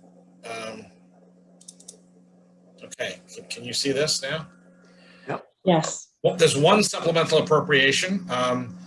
This is for moving money into from the fees we receive from Verizon and Comcast to Cohasset 143 TV. Once this was just done quietly and off budget, the Municipal Modernization Act required it to be formally appropriated at town meeting. Normally, we would do this in the fall and the spring and split the money, but we didn't do a fall meeting this year. So this would, and Don will update this number as we get closer to town meeting. So this would just transfer the money that's been received to Cohasset 143 TV. I can say I did cable work for the town when we were town council. I do cable television work for other towns. This is an amount of money that never really sits on the town's books at all. It comes in under the 2 cable television licenses that the town entered into with Comcast and with Verizon. It supports 143 TV. That's the only contractual use of the money. If anybody has any questions, I'd be happy to have them entertained. Otherwise, I think this should probably, could quickly move to a vote or to a motion, unless somebody has lots of questions. Quick question. Dude. Total amount, is that the total amount we have in our funds that's being transferred? Well, as of right now, that's the amount through the middle of March. So we get 1 more quarter's worth of money. So this will be updated before town meeting, right, Don? Okay, thank you. Yeah. So and again, it's a full pass through. We don't keep it in, so it just goes on to 143. So, does anybody have anything else? Somebody want to move? Move it. Go ahead. Okay. Well, let's, why don't we, for Jean Healy's sake and for all of our sake, let's decide on exactly how we want to word each of these motions. If I recall, the formulation from the last couple of years was that the vote is that to have the advisory committee blank. Is it? I'm blanking on the word. It's usually recommends. It's usually Recommend. recommends. Thank you. Recommends to town meeting the approval of this article. Is that wording Correct. work? Yeah. Jean, you got that? And we'll just, every time we move one of these articles, that will be the wording of the motion. So Lee has moved. Do we have a second? I saw Jean's hand first. So we have a motion and a second. We move to a roll call vote. Jean Estino, Aye. Fran Collins, Aye. Jean Healy, Aye. Lee Jenkins, Aye. Colleen Lieb, Aye. Mary McGoldrick, Aye. and Rob Hillman votes aye. So we actually gave money that we're supposed to give to a fund to the fund. Very successful.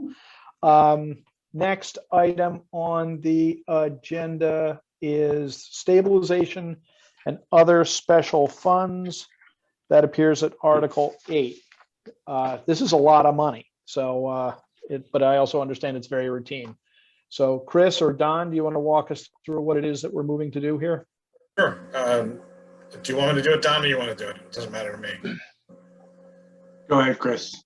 All right. So there are 7 transfers here, and what's a little different about them is that the first 4 would normally have been done at a special town meeting. So they would have already been put in to the funds in anticipation of the annual town meeting. So the money would have been available during the year. This is all coming out of, unless otherwise noted, it's coming out of free cash.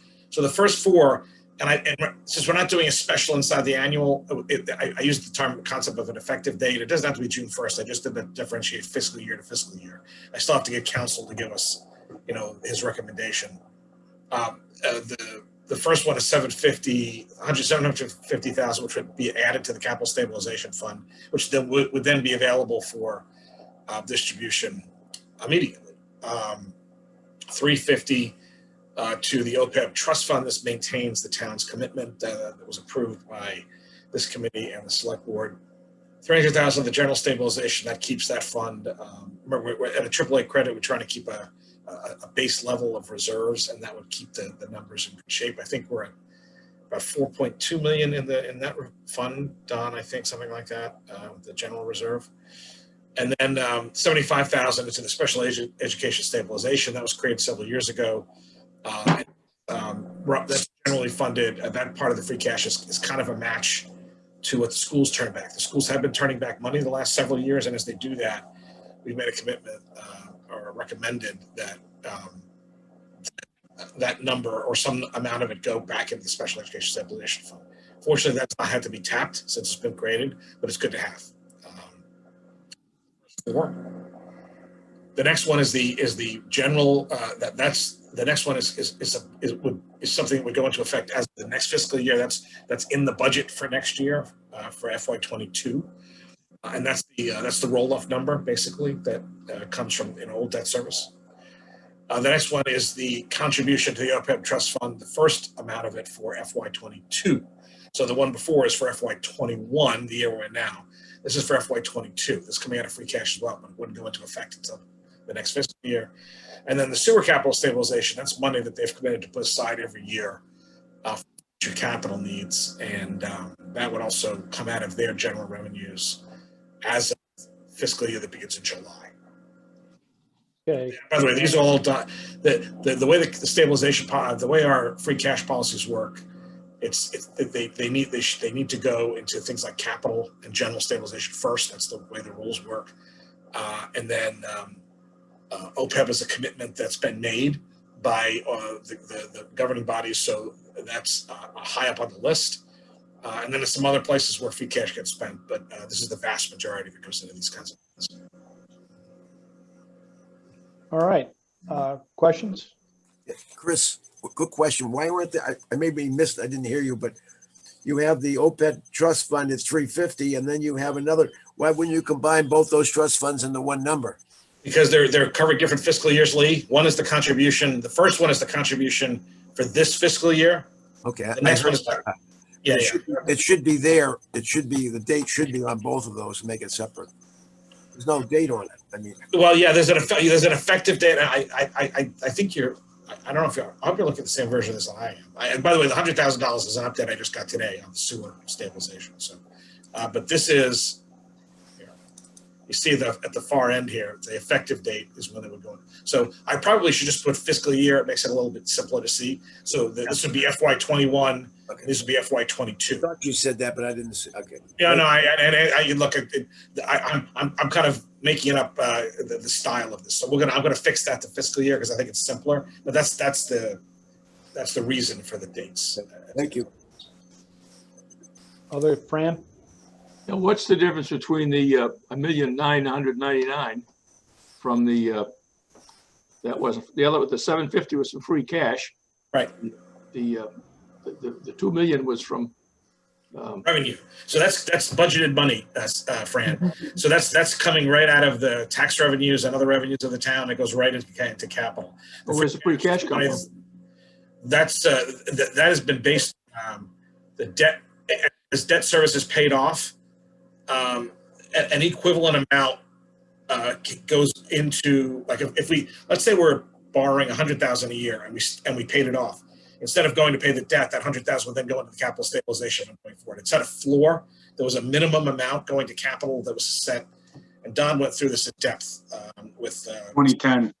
Yeah, so it went into effect in 2010, and we've tried to make some tweaks to accelerate this.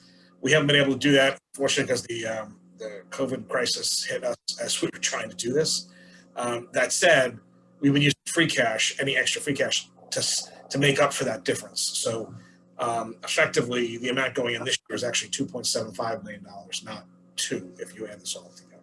Well, the reason I raised that question is because of Sam's comment about the $2 million a year. I mean, I'm looking at almost $3 million a year there on that. You know. So normally so the 2 million, as Chris is mentioning, is baked into the budget. It's within our tax levy, our other raise and appropriations for our annual budget. Every year, once free cash is certified at special town meeting, we put in, it's not a set amount. We take a look at what's needed in our other stabilization funds, one-time cost for fall special town meeting, and we would put an amount into capital in addition to our annual appropriation. This year, because we didn't have the special, we're now doing it almost a year later. And because of the larger than normal free cash number we had, we decided to put a larger amount, or propose a larger amount, into the capital stabilization fund with all the ongoing requests that capital is getting. So I hope that helps answer that a little bit more. Yeah. Well, one more quick question. What typically has been the free cash that's been injected into the stabilization fund? Roughly, is it $750,000? Is it $500,000? Is it, you know? Is it... Well, so last year, specifically to the capital stabilization fund, I believe was close to about 300,000 for a special town meeting. Okay. So this is definitely larger than what was last year. I believe the year before may have been 400,000 or 500,000. Mm-hmm. I can go back and take a look at those transfers to let you know. No, that's all right. But the point is that $2 million number that Sam gave us is a rock bottom number. We can anticipate that the stabilization fund will be injected in with more than the $200 million a year, typically. Right, the 2 million. Yeah, and as Chris mentioned, we would like to, going forward, hopefully as we get, out of the current economic situation and have a little bit more flexibility, we can start to increase that contribution more than just the 2 million in the roll-off, and maybe have that grow with the increase in other budget lines as well. But good, thanks, Don. That helps. Thank you. Sure. further questions? I have a couple if everyone else is done. Chris, when you use the term, or Don, I think you both did use the term, when debt rolls off, the money that, the funds that had been funding that debt, when the bond is retired, to use the old-fashioned term, that money gets redirected to free cash. No, so the way this was set up years ago, there was X number of dollars of debt service from non-excluded debt. So debt not related to a school building, anything else separately voted. So as the years went, if that non-excluded debt amount was decreased by any amount, so say $10,000 was reduced in that budget, that 10,000 would automatically go up to that transfer to capital. So there'd be essentially a zero net effect. But what we're doing is contributing that money to continued capital instead of, if you had a $10,000 savings, But- instead of moving that into another operating area and juicing up those budgets, we're continuing with capital needs. Yeah, I guess my idea is that it doesn't really, the debt may roll off, but it doesn't roll down out of the budget. It gets moved to another line. That makes sense. Now that you say it that way, I appreciate that. Also, with respect to the free cash lines that are here that you referred to, would have been at a special town meeting. Is this all certified and available free cash that's ready to go, or? Yep, Okay. It was certified as of July 1. That's what I figured, but, okay. So I suppose we are bringing forward, we would ask for a motion using Gene, the wording that we decided on earlier, that the advisory committee recommends the approval of this warrant article, currently numbered 8, by town meeting. Do I have a motion to that effect? Helene, second. Mary, you had your hand up. That'd be a heck of a thing if it died for the one of a motion. So any further discussion? Then again, roll call vote. Gina Stino. Aye. Fran Collins. Aye. Jean Healy. Aye. Lee Jenkins. Aye. Helene Lieb. Aye. Mary McGoldrick. Aye. And Rob Hillman is an aye. We have approved that. So back to the agenda. What are we down to? Is this You're down department, Right. So this is department part of the, revolving funds? so once upon a time, well, never mind. I won't go back. So these are now All great stories begin exactly. with that. Once upon a time, these are all bylaw, and the bylaws now. That said, the Municipal Modernization Act requires the annual spending limits to be reset by town meeting every year. That said, these numbers can always be changed during the year by the select board. So, but this is still, it's a requirement. So it's becoming an annual warrant article. These numbers are unchanged from last year. And quite frankly, at least on terms of rec and all and elder affairs, we never touched these last year because the programming was so radically reduced. But what these are is the maximum amount of money that can run through the fund. So these are all, for example, with recreation, it means that the fees that come in for the program stay, and they pay for the summer camp, for example, it pays for the counselors and it pays for equipment and supplies. So it means the revenue that comes in goes to the program and stays in that area. The conservation stormwater, that actually pays the conservation agent, at least most of the conservation agents. So that's actually one of our staff-funded fee programs. So, otherwise, most of these have been in existence from the first year we created them. A couple were created for the first time last year, the library and road. And of course, we went to the pandemic, so I don't think anyone used the copy machines in the library. So, Yeah, I was going to say probably some savings there, but does this require any discussion? Obviously, if anyone has a question, I saw Helene's hand and then Mary's. I have a question, Chris. Isn't there a revolving account with sports in the high school? yes, but that's done. That's governed under education law, Helene. So we don't control that. That's a school department thing. No problem. Right. Good question. Mary? Just curious, what is the tree bank? Is that to replace historic Thank trees you. that have Thank gone? you for asking. That was actually created last year, and it was to put in, you know, if there's fine money that comes in for, you know, trees that have to be cut down for, you know, you know, we can theoretically accept other funds for it too. The town is heading to become a Tree City USA. I hope to announce that at some point later this spring. So any money in this will be able to pay for the planting of new trees. Perfect. Thank you. Excellent. Okay, any other questions? Can I have a motion to approve this using the agreed to verbiage? So moved. Mary, second. I'll second. Jean Estino, I saw her hand first. Once again, any discussion? No further discussion, so a vote by roll call. Jean Estino. Aye. Fran Collins. Aye. Jean Healy. Aye. Lee Jenkins. Aye. Helene Lieb. Aye. Mary McGoldrick. Aye. And Rob Hillman, aye. So moving on, the next, what's next? Allocation of funds for one-time costs? Yes. That's Article 11 in Number the 11. in the It's Article document. 11. Actually, and one difference from the one that was sent to you, the Irish Trail is $1,000. They could slot that in there, and I'll put this up on the screen in just a second. I'm actually just trying to pull up. Don was able to pulled up some information today from facilities about their article. I can answer questions for you on that, and I can also talk to you about the first one in just a second.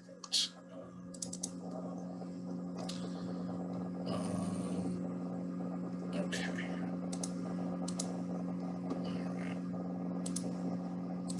Okay, so these are items that when there's one-time cost, it means they live in the article and they go away. They're not permanent. Oftentimes these are equipment purchases or small things, or maybe a special survey or program or something that's a one-time thing. This was used to fund the 250th, for example, and things like that. One of the things that we've done over the last 2 years now is to squeeze the budget for some things that we otherwise would have put in there. And the first one is on consulting services. And while that may seem big, let me explain what this is. Normally, there'd be some money in the planning board budget and a few others to have consultants as needed. And I'm not talking about when a project comes forward, for example, when the cost of operating came in, services that might have been needed for that were paid for by the applicant. If we needed specialized services, for example, let's say we needed an engineer to look at, waterfront development, we could bring in that and paid for by an applicant, and that would apply no matter where. These are but there's 4 areas that have become particularly hot, and the town has now a very active master plan. It has a harbor plan, it has an open space plan, and a affordable housing production plan. Others, the 4, and there's also now an economic development task force going, and several other groups that have been charged by the select board.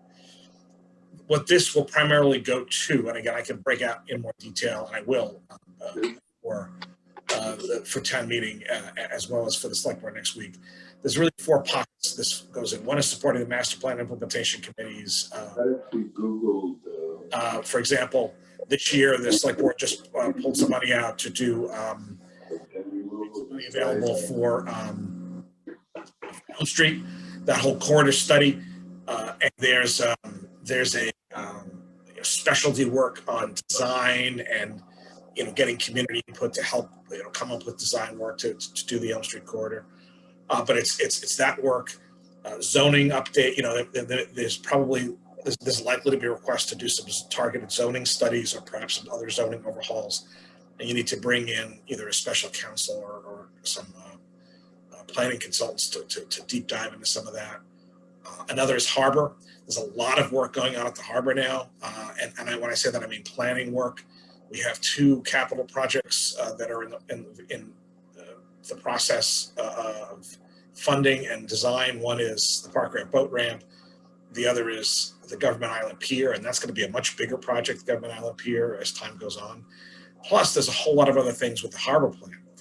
And then we have economic development. The town has been doing some work with local businesses to help them get through the pandemic, to help them continue to build brand and to work with other communities.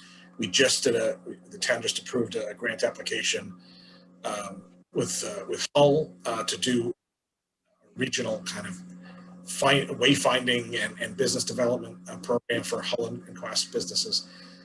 And also just in general for planning. Sometimes there's been more demands on the planning department. Remember, the planning department didn't exist 3 years ago. There was a planning board and a consulting engineer, but our full-time planner is only in their third year. And the amount of work that's been put on that department is actually a lot.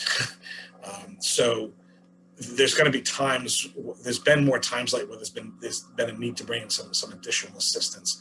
And again, it's cheaper to pay someone to come in for a few months than to pay someone health benefits and pension and everything else. So this money helps for targeted work. And again, I'm happy to answer any questions about that. The second one is a little bit of flexibility for small things like we may have a match on a small grant or a small piece of equipment or something small in a department. And we'd like to build this in the budget so it's there, and it just allows money to be moved around. The money you control is for emergencies. It's a big amount. It's 10 times as much as this, and it's for emergencies and big stuff. This is for little stuff that would never even get to you, right? But we just want to make sure there's, maybe the library needed to buy this great book that just came out. I'll just use that as an example. Or it could be that there's something else that's needed for some other department or public works, or we need to do a survey of something. It's just to have that little bit of flexibility. We would normally have this in the budget because we made it lean. That's out. Contract settlements, we have a number of contracts in progress. This is to allow money to be sitting available to fund any settlements. We are sticking with this 2% base that's what we've offered our unions. We have 2 that have approved and ratified that, and we have others coming, and I'll circle back with you on negotiations at an executive session at some point if you'd like. Advising. Sandy Beach parking lot management. Last year we did this with the Sandy Beach. They managed the parking lot and we paid them. We had COVID money. It was great. They'd like to do it again because it was really effective. Hopefully they won't have to restrict beach access quite as much as they did last year. That said, it was effective, and we may not have to use all of this. This was what it cost to operate 7 days a week last year. It may not be that intense this year. People may pick up and travel more. We're not sure, but it was very effective. Maintenance and equipment upgrades. I can actually share what Nick.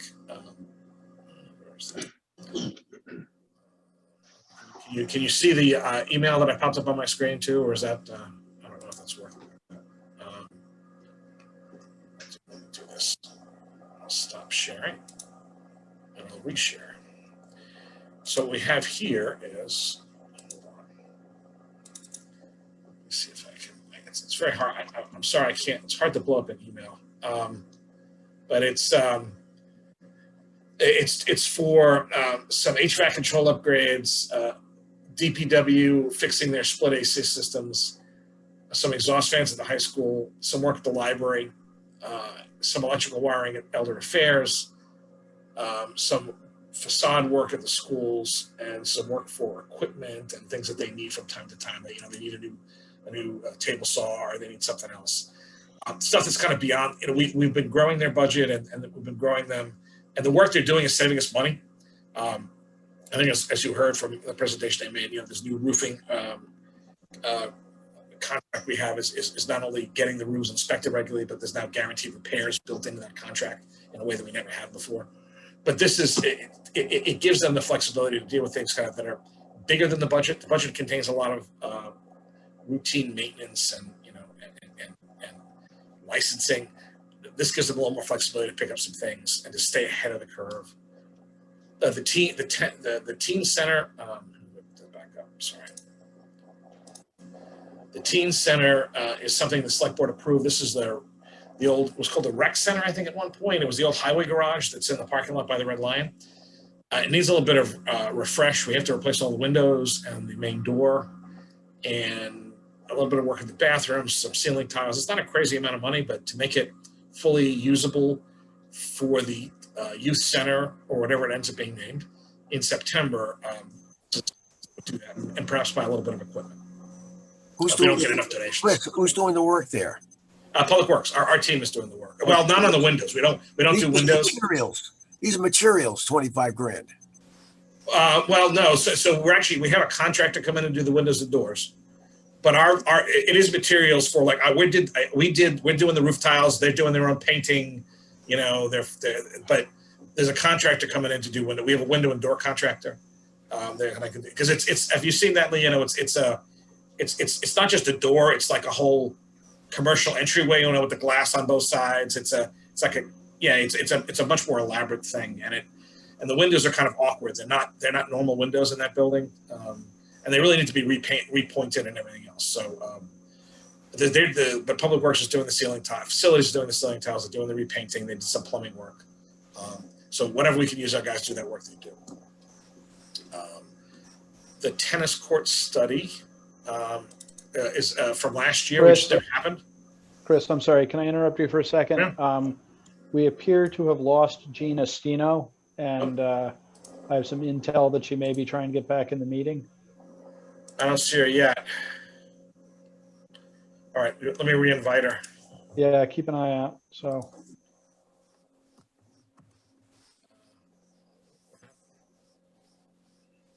While you're doing that, you know, that garage has been in play as sort of a teen facility since at least my now 28-year-old daughter was in middle school, and it's really never taken flight.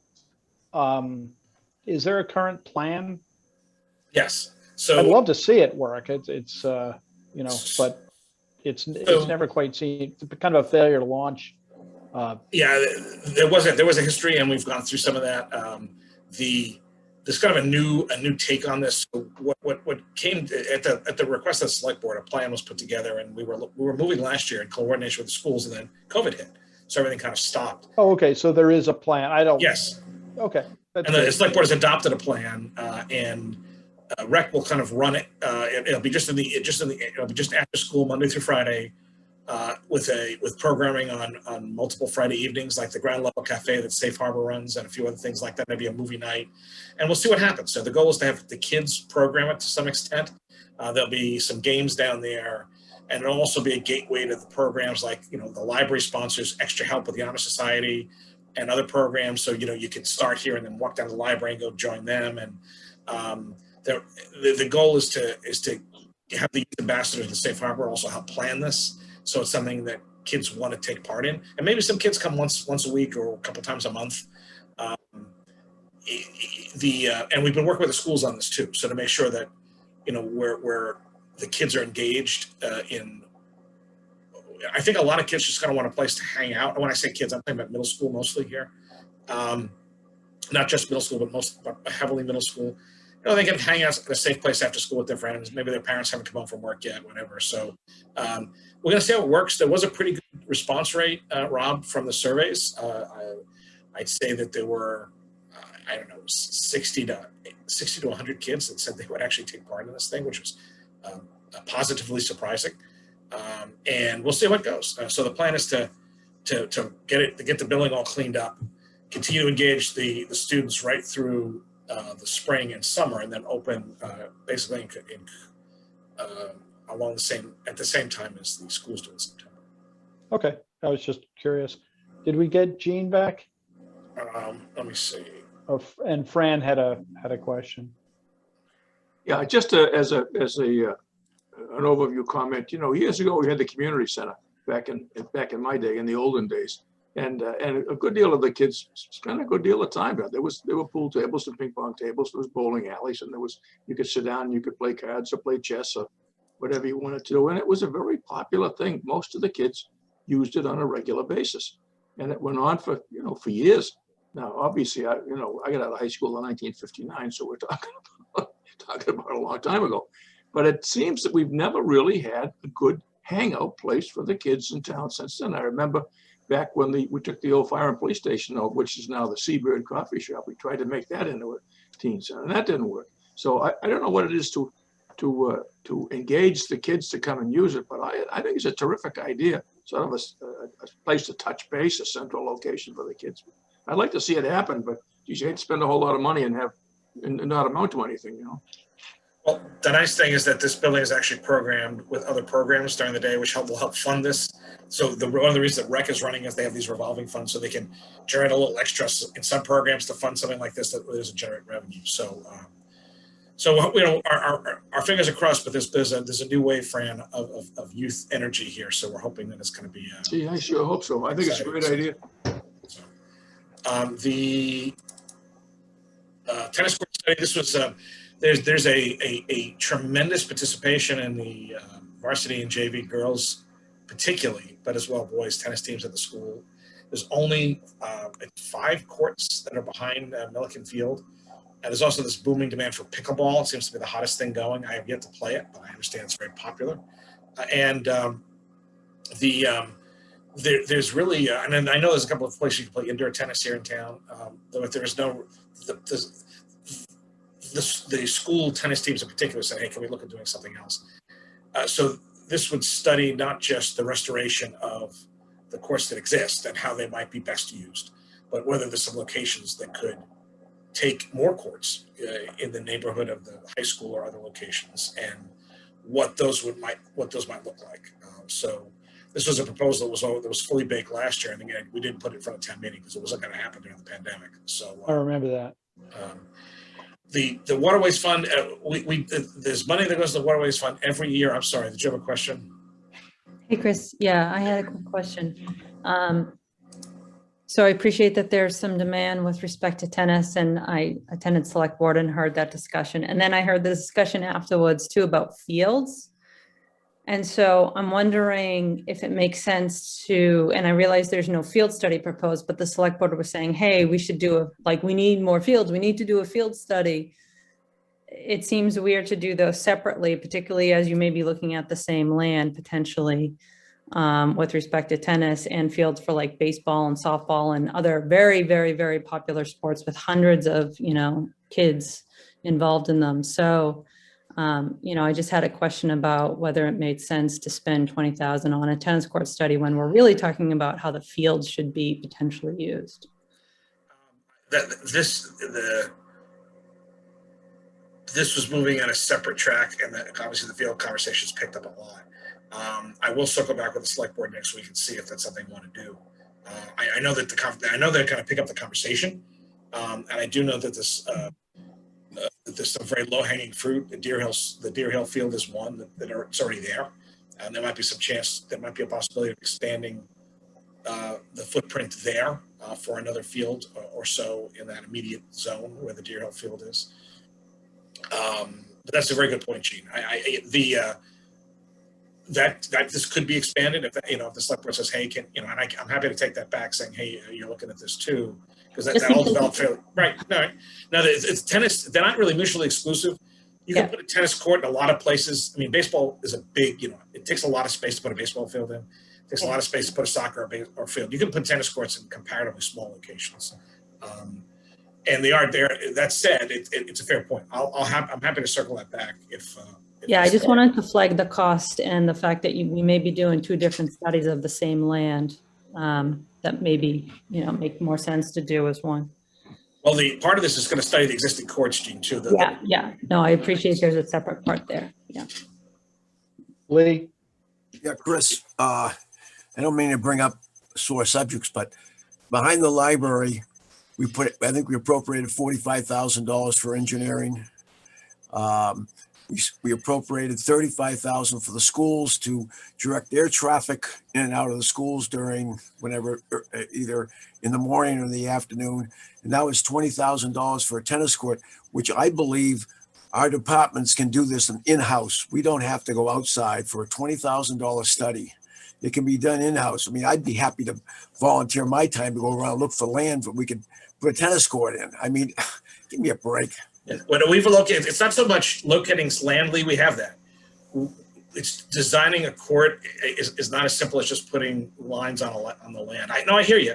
And by the way, our staff does lots and lots of work, including project management stuff, which has saved, including the water department, lots of money. That said, there are times when you need specialized engineering services, and believe it or not, designing tennis courts, building fields. And this is not, by the way, just to say, oh, that's a good spot. That's not what this. I'm sorry if I've misrepresented this. It's much more technical than that. It's like this site could hold these, and here's how it was designed. And this is what you need, electrical conduits, and can you bubble it? Can you light it?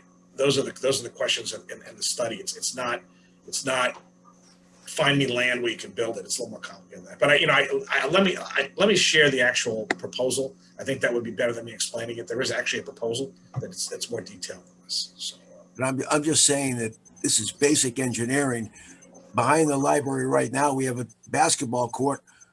And I know it's nobody's fault, but we don't have the chain link fence around it. It's been there for, 6 months. I know we're doing it in-house. I have no problem with that. But, come on. I mean, our engineering department is totally booked with everything, but this is very simple. This is very simple stuff. This isn't. Well, the reason for the basketball courts, other than engineering, has to do with parts. It's getting the backboards and the poles.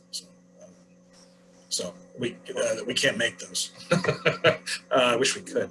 But thank you for the points. The Waterways Fund. I'm sorry.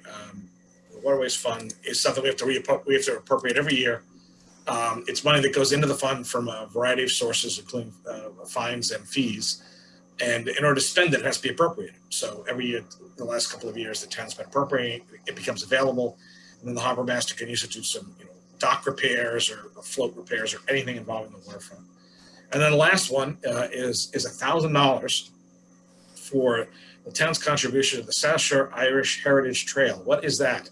That is a trail from Weymouth to Plymouth that celebrates the Irish heritage of the South Shore. For those of you who do not know, there is a memorial to the brig St. John, which was an Irish famine ship that grounded off the rocks of Cohasset, killing all but 7 passengers. They were all buried in the Woodside, the Central Cemetery. There is a memorial to those deaths. It was the event of Irish Boston about a century ago. I've seen the pictures. It's amazing, the people who came down. But it's also still celebrated annually. I actually read at a memorial a couple of years ago. And there's also a Mossing Museum in Scituate, and there's something up in Hull. And I mean, this would create an app, I think is what they're talking about, and an online site that could allow people to come down for the day and hit the sites and go to, show someplace where they could shop and eat and all of that. And it's a tourism and business development program. We're not running it, we're just part of it. And it's $1,000. It seems a fairly safe investment. That's the mix. 2 things, Chris. One is I heard that Jean can see us and hear us. Oh, she's back? She's back. I see her. Okay. Excellent. There she is. And second, in it very much for what it's worth, the Henry David Thoreau's book, Cape Cod, which is mostly about him walking around on beaches. The first chapter, he takes a train and it stops in Cohasset in 1848. And he witnessed the immediate aftermath of the wreck of the St. John. And it's a really interesting sort of confluence of a major event in sort of the immigration story of the Irish, but also, when do you get one of America's great 19th century authors just happens to get off the train to see what's going on. It's an interesting read. It's just the first chapter of the book, but okay, that's it for Literary Corner. So there's a lot in here. I think we kind of touched on some of them as we went along. Are there any of these items that people would like to touch on further before we vote? Lee? You're going to vote for all of them, or we're going to vote for? I guess it's going to take too much time, but I mean, I don't think we should spend the $20,000 to the tennis courts. I think we can make a note in the vote. I mean, if you don't want to vote for that component of it, we can make a note of. Let me figure it out. Fran, go ahead. We got 2 other items here: the Chapter 91 liability and the real estate exemptions. Yeah, we did. Where? right But after. that's the next, there's 2 more articles. We have 2 more articles to go. Yeah, this is just Article 11. Oh, excuse me. All right. All right. Yeah. So apart from Lee's objection to the tennis court study line, does anybody else have any reservations about any of these? Jean? I would raise the same reservation as to the tennis court study. I'd like to see that combined with the field study. I just think it's more efficient and economic that way. Okay. So how do we do a motion that works? That, I mean, I assume that neither one of you necessarily want to vote against the whole article, just against that one, nor do we want to have 4, 5, 6, 7, 8, 10 or so separate votes. We move as to all except that line item? Yes, that's, thank you. I think Helene was about to do that. So we'll have 2 votes. So can I have a motion that the advisory committee, Jean just used our standard wording from before, but recommends the approval of Article 11 as to, I mean, if we just say it in plain English, all but the tennis court study line item, and vote on that. Does that work? Is there a better way to put it? No? Okay, do we have a motion? Helene, second. Mary, comment? Hearing none. Well, we do have to do the roll call for both of them, so quickly. Gina Stino, are you with us? Aye. There we go. Fran Collins. Aye. Jean Healy. Aye. Lee Jenkins. Aye. Helene Lieb. Aye. Mary McGoldrick. Aye. And Rob Hillman is an aye. So then the next motion will be, go ahead, Helene. The next motion could recommend that the tennis court transfer, to have the tennis court transfer in article, what article is that, 12, I believe? 11. 11, exactly. So to recommend that in Article 11, the transfer of, we have to get the exact amount of money. $20,000 $20,000. It's a one-time transfer. for a tennis court study. Yes. Be And that, approved by town meeting. Exactly. Okay, that's the motion. Jean, do you have that motion for the minutes?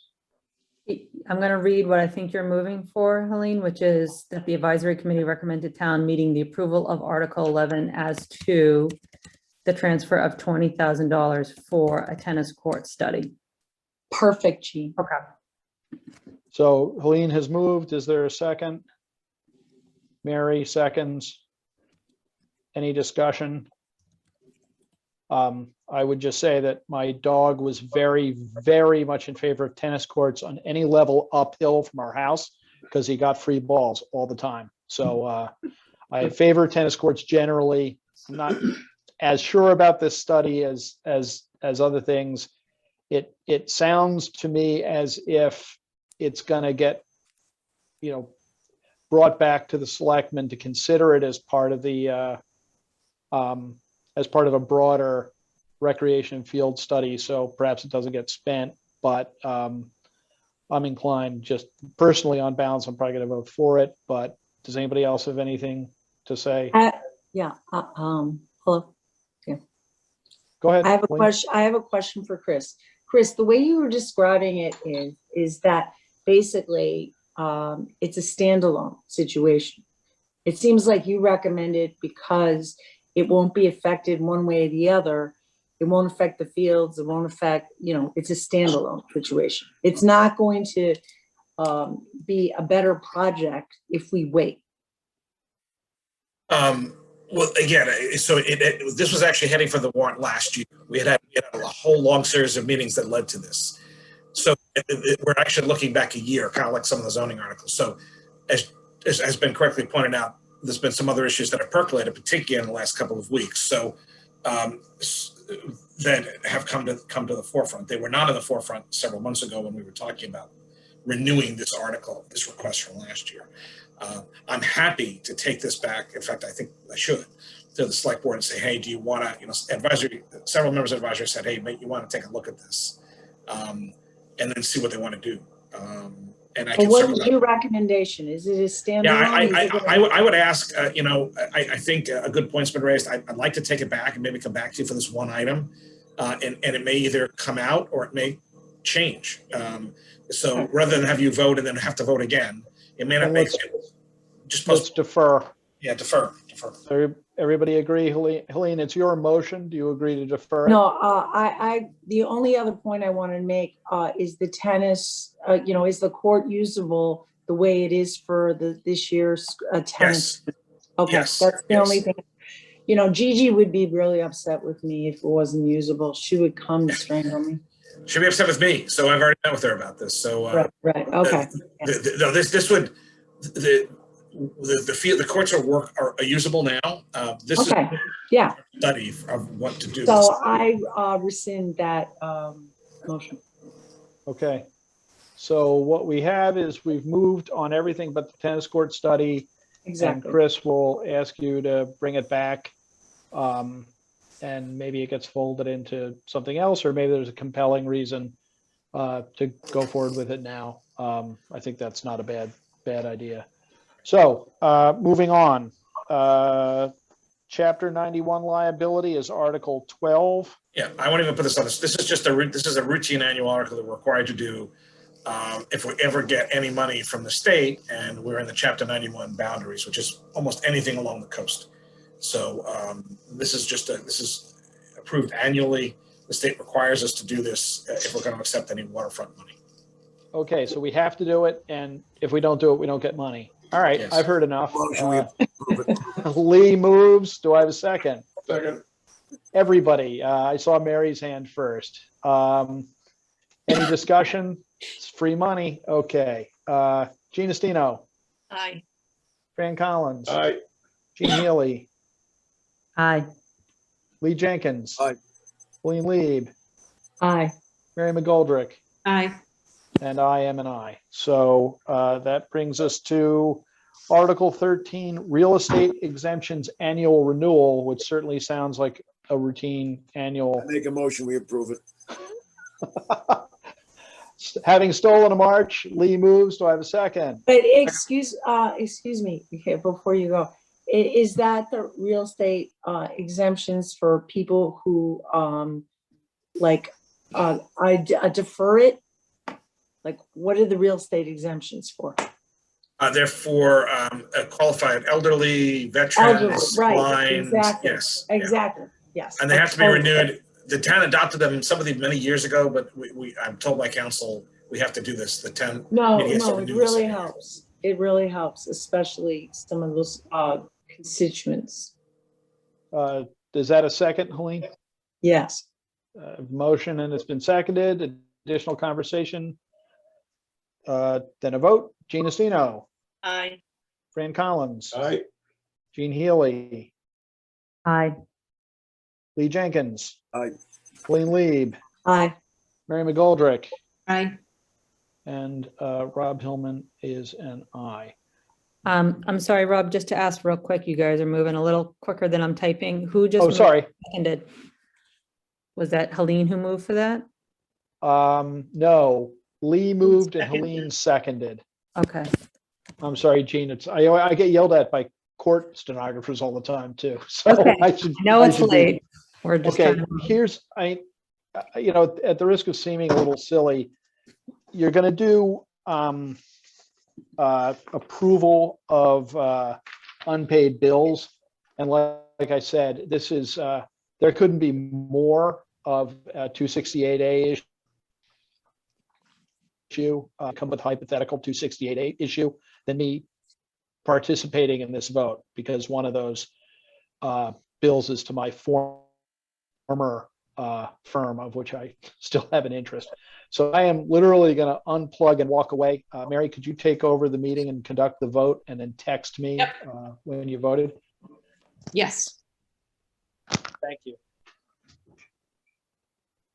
Okay, so you're noting that Rob has recused himself from this vote. So let me put it back up on the screen. So this is, normal. We haven't had to do this in a few years. I'm sorry we did. And all but one of them really relate to last year. And last year was just a very unusual year. And I think everyone was working in a very unusual way.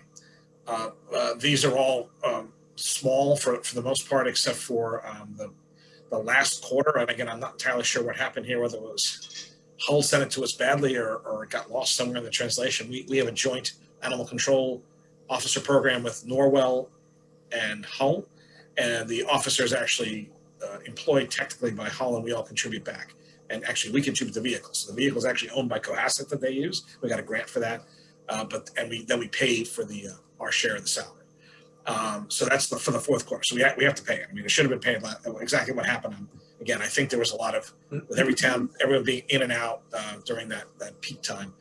And the others are all, again, comparatively small, including the $173 for some materials from DPW. I don't know quite what happened there. The last two were the Brooks and Durences. Again, there's a couple of legal bills that got stuck in that time period as well. I don't know why. Deutsch Williams goes back to their dissolution 3 years ago, and again, I think that got a bit lost in the shuffle when they just dissolved. So I talked to Paul about this. This is actually a discount from the original bill. So it's actually 2/3 of the original bill. So we negotiated a 2/3 deal. But again, it's money that was owed, and it should be paid. So any questions about any of these? Yeah. Lee, yep. I have a quick question on the plumbing services. I didn't hear what you said about that. Oh, that's the plumbing inspector. So I think those are for inspections he did, and for whatever reason, we didn't pay them for him. I mean, yeah, I mean, he gets paid like a per diem, Lee. Okay, thank you. He gets paid a per inspection. So okay, that may have been, yeah, I'm yeah. sorry, I didn't hear you. Okay. No, it's okay. And Chris, what is Hilltop Securities? They're our financial advisor. Okay. And there's a whole series of continuing disclosure requirements that we have to take care of. Okay. And they do it. And again, this is one of those bills that I don't know what happened. Again, remember, people were scattered to the four winds for like March, April, May last year to a fair extent. But not just us, the private sector. So. I make a motion, we approve it. There a second? Okay. Lee, Helene seconded. Roll call vote. Jean Estino? Aye. Fran Collins? Aye. Jean Healy-Dippold? Aye. Lee Jenkins? Aye. Helene Lieb? Aye. And Mary McGoldrick is aye. Yeah, Fran. Chris, I have a question. Yep. How are we doing on legal bills? Otherwise, we're good this year. So Okay. the select board has an RFQ for legal services. That's actually due to come back next week, I think. And they're looking at counseling. So I guess you get someone has to summon back. Someone should summon Rob back. I sent him a text and here he is, just like magic. Get that. Okay, having turned public ethics into performance art, I'm back. I don't even want to know how you voted. I'll read about it in the. We'll say nothing. Your lips are sealed. Hey. He who shall not be named. So our last agenda item, and we're just a little bit behind, but we've gotten a ton done, is discussion of recurring articles in upcoming meetings. I've made this a standing entry just so that we can talk about a little bit about strategizing what we got to do without coloring outside the lines on our obligations to put things on the agenda. So as of right now, we were tentatively scheduled to have a joint meeting with the Board of Selectmen next Tuesday. And then a further meeting of our own next Thursday, the 1st. So as to the meeting on Tuesday, Mary, I think you were copied on it. There's a communication from Diane that says they would prefer to push that a week. They say that there'll be better numbers available to have a better meeting. I can't dispute that. Is everybody okay with pushing and changing our schedule to move that meeting from whatever next Tuesday is, the 30th, to April to 6th. the 6th. Does that work? Yeah. Okay. So regrettably, I don't have my schedule up on my screen. I don't want to fumble around trying to find, what's our topic for next Thursday? Who do we have? Next Thursday is going to be water and sewer. That's right. And that's So, going to be a meaty conversation. I would, if Don, if you're there, I would guess that sewer should maybe go first because that's not going to be quite as extensive a conversation, but I could be incorrect and I would defer to Don's take on that. Sorry, could you repeat that, Mary? I apologize. Just in terms of scheduling next week for water and sewer for next Thursday, I had the impression that sewer might be a little quicker. And so maybe they should go first, but I'd have to agree with you. Okay. So that I would suggest that we put them on first, Rob, and then go to water because that's going to take a little more time. okay. When we draft up an agenda, we'll put in some approximate times, but we'll make sure that we accommodate those things. And we'll also, Chris, if there are any more of these articles that are sort of quick and dirty that we can put on that agenda, if we can get to them, sort of the better. And then we'll have the joint meeting. And then April 8th is zoning article review. And Jean Healy and I are sort of liaisons to that committee. And it is pretty clear that, and Jean, I'll defer to your view of these. Thank you for sending me cases to read. I'm looking forward to Sorry. that. No, it's good Nerd stuff. moment.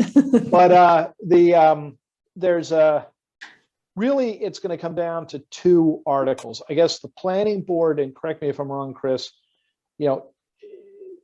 procedurally, zoning articles only come to town meeting if they get through a gatekeeper proceeding with the planning board. The planning board has to conduct a hearing. I suppose it's a statutory hearing, which they conducted.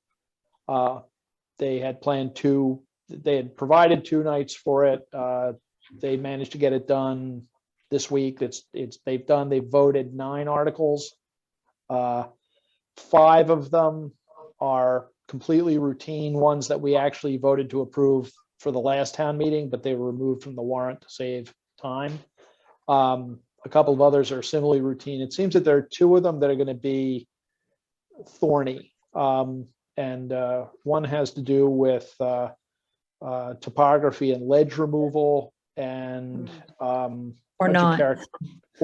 And how would you characterize the other one? Large house plan review, or is that's the one that got scuppered? It was the uses, right? Yeah, they want allowing a special permit for uses rather than a variance. Mm-hmm. Both complicated matters.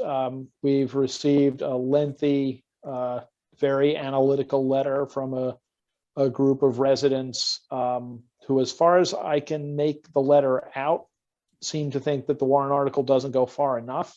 And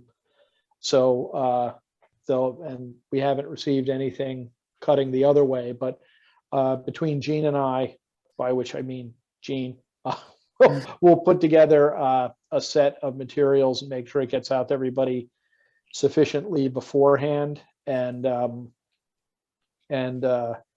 we should be prepared to hear this. I think, perhaps Jean, we ask the planning board if they want to send somebody. These articles are being sponsored by, and I'm going to try and get this right, the Zoning Bylaw Subcommittee of the Master Plan Implementation Committee. That sounds like something out of a Stanley Kubrick movie, but it's actually a real thing.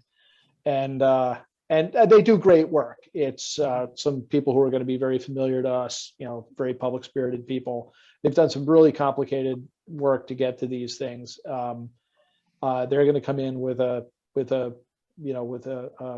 presentation, but it's going to be complicated, and it's going to take up a chunk of that evening. And I think we should be prepared to deliberate and vote that night unless there's a compelling reason not to, in part because we're running out of time, in part because it's, you know, probably something best voted on when it's all fresh. And Jane, I see you nodding. Do you think that's the way to go? Yeah.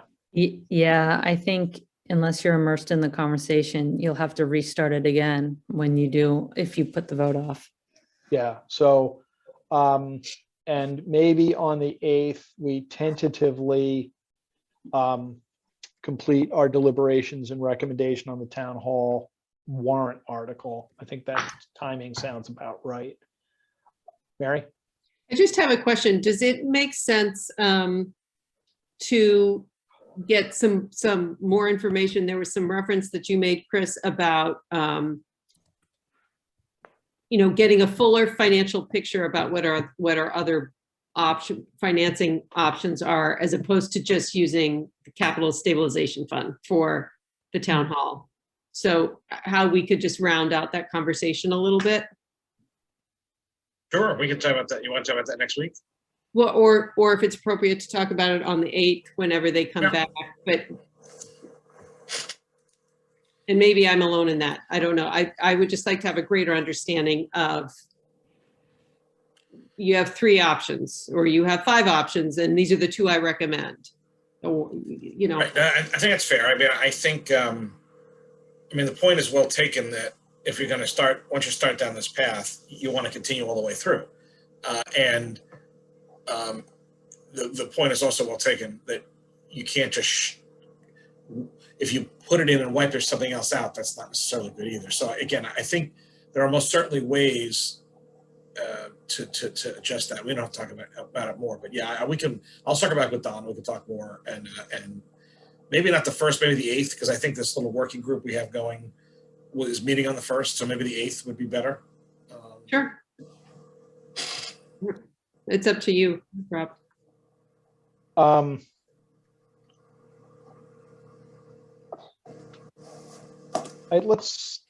Let's try to get it done on the 8th, but just because I'm nervous about getting through everything. Also, at some point, we really do have to vote on the budget. I mean, we heard a lot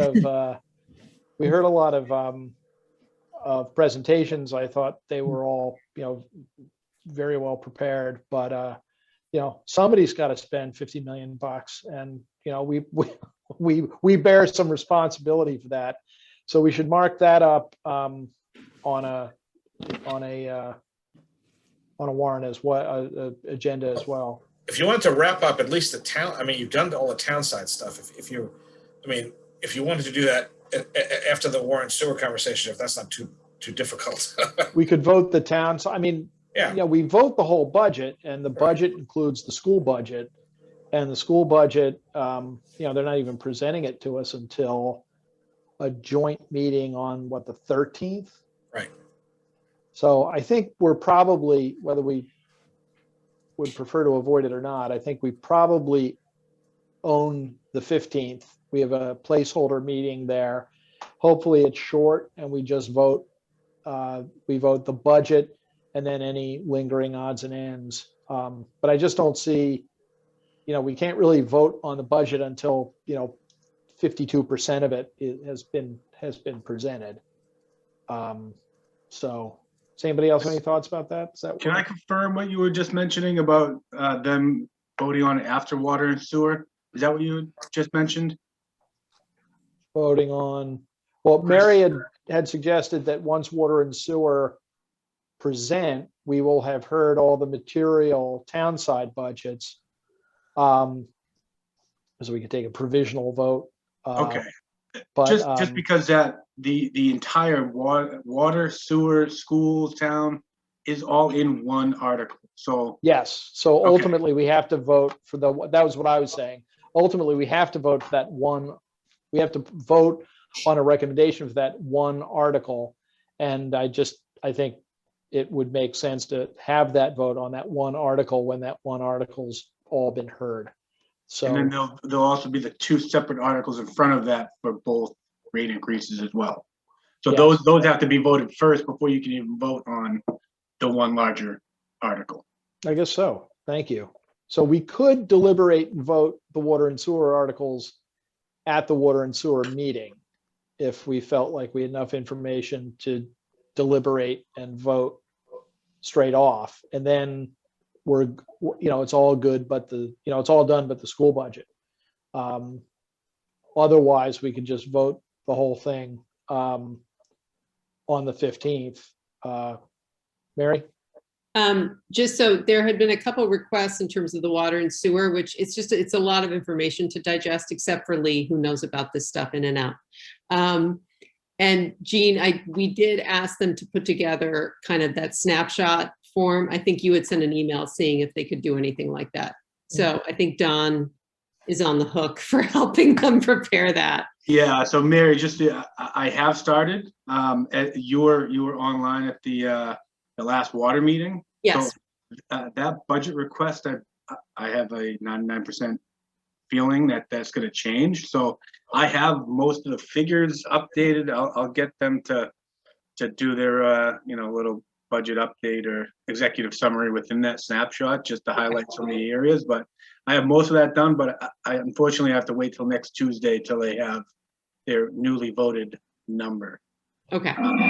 And then sewer I should have ahead of time, because I'll have that to Lisa tomorrow, and then sewer is also meeting on Tuesday, so they can do their little explanation or their take on the summary, and then I'll get that to you well before the 1st. Okay. Okay, so I think, subject to kind of walking through the document that Chris provided, we're going to hit all the commanding heights, and then, if there's anything left over, we'll make sure that we sweep it in. One other item. So we've been doing monthly budget updates. You actually have gotten the entire packet for February. Inadvertently forgot to remind you, if you wanted to actually talk about it, you would have to put it on the agenda. I don't know if you want to review it every month or if you're all content enough that the numbers are what they are. I mean, if you want, Don can always give an update if he's available next week through February. I think it makes sense to keep an eye on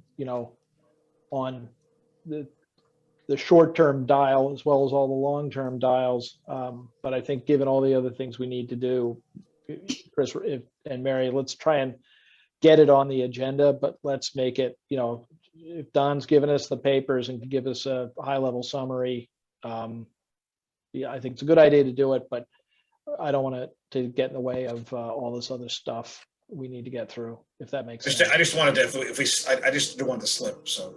Yep. Okay, so that said, is there anything else that anybody wants to talk about our schedule and upcoming? Jean? I just need to let you know, I can't be at next Thursday's meeting. I'm having my second COVID shot, and it's on the other side of Boston.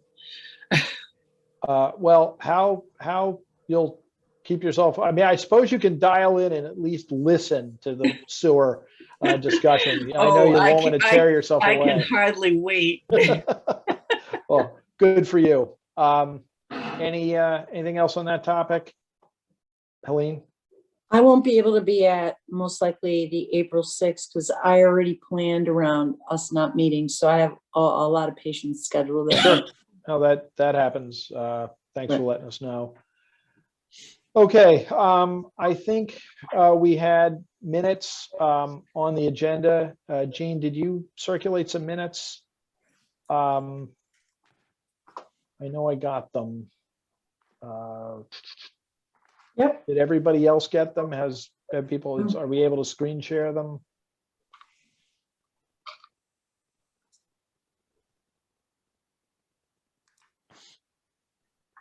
You want me to screen share?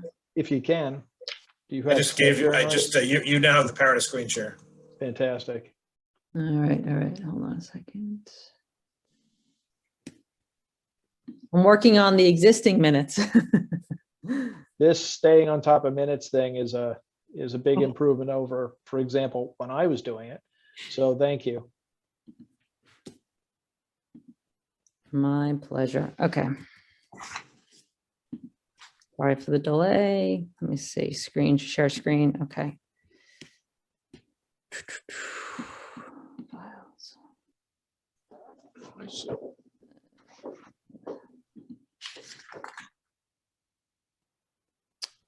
You know what?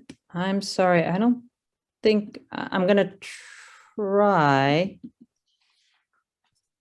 I have a new computer, and so everything is thrown off. Chris, do you mind if I just send these to you? Sure, that's fine. Just email them to me and I'll put them up. That's fine. Yeah. I just, rather than you guys Does, watch me okay. figure it out. This will teach me to send them to you all the time, Chris. And Rob, I can't vote on those minutes because I left at 8:25. Okay, I don't know when the meeting was over, but still. I not wasn't very there much for the- longer after you left, I don't think. We were pretty. So we were- I don't know how that goes. I mean, I'm supposed to vote on everything dealing with the minutes. So if I missed, I think according to the minutes, I did miss about 10 minutes of it, probably. You exited at 8:25, if I recall correctly. Exactly, and I think it didn't end until probably 8:40 or something. Yeah, it went a little bit over there. Yeah, exactly. Because all was familiar to me, Jean, except the last part. So I don't think, Jean, I'm supposed to vote if I didn't meet everything that's written down. I have to pass. Do you want me And to do these, Rob, or what do you want me to do? I had seen them, I read them when Jean sent them, so, and I was content with them. Does anyone, do you want them to scroll through? Have people looked at them? I had a chance to read them. I thought they looked great. Jean, the only thing is Yeah. maybe we could put the time we adjourn on at the end of the minutes, that's all. yeah, then I'll realize if I missed a minute or like I missed 10 minutes or whatever. But wonderful job capturing everything. That was long. Yeah. Yeah, it was very good, especially the IT part. Yeah, those guys gave me a run for my money. I know. Does anybody else have any questions about them, or do we want to just move them? Lee, I can't hear you. Lee, you're muted.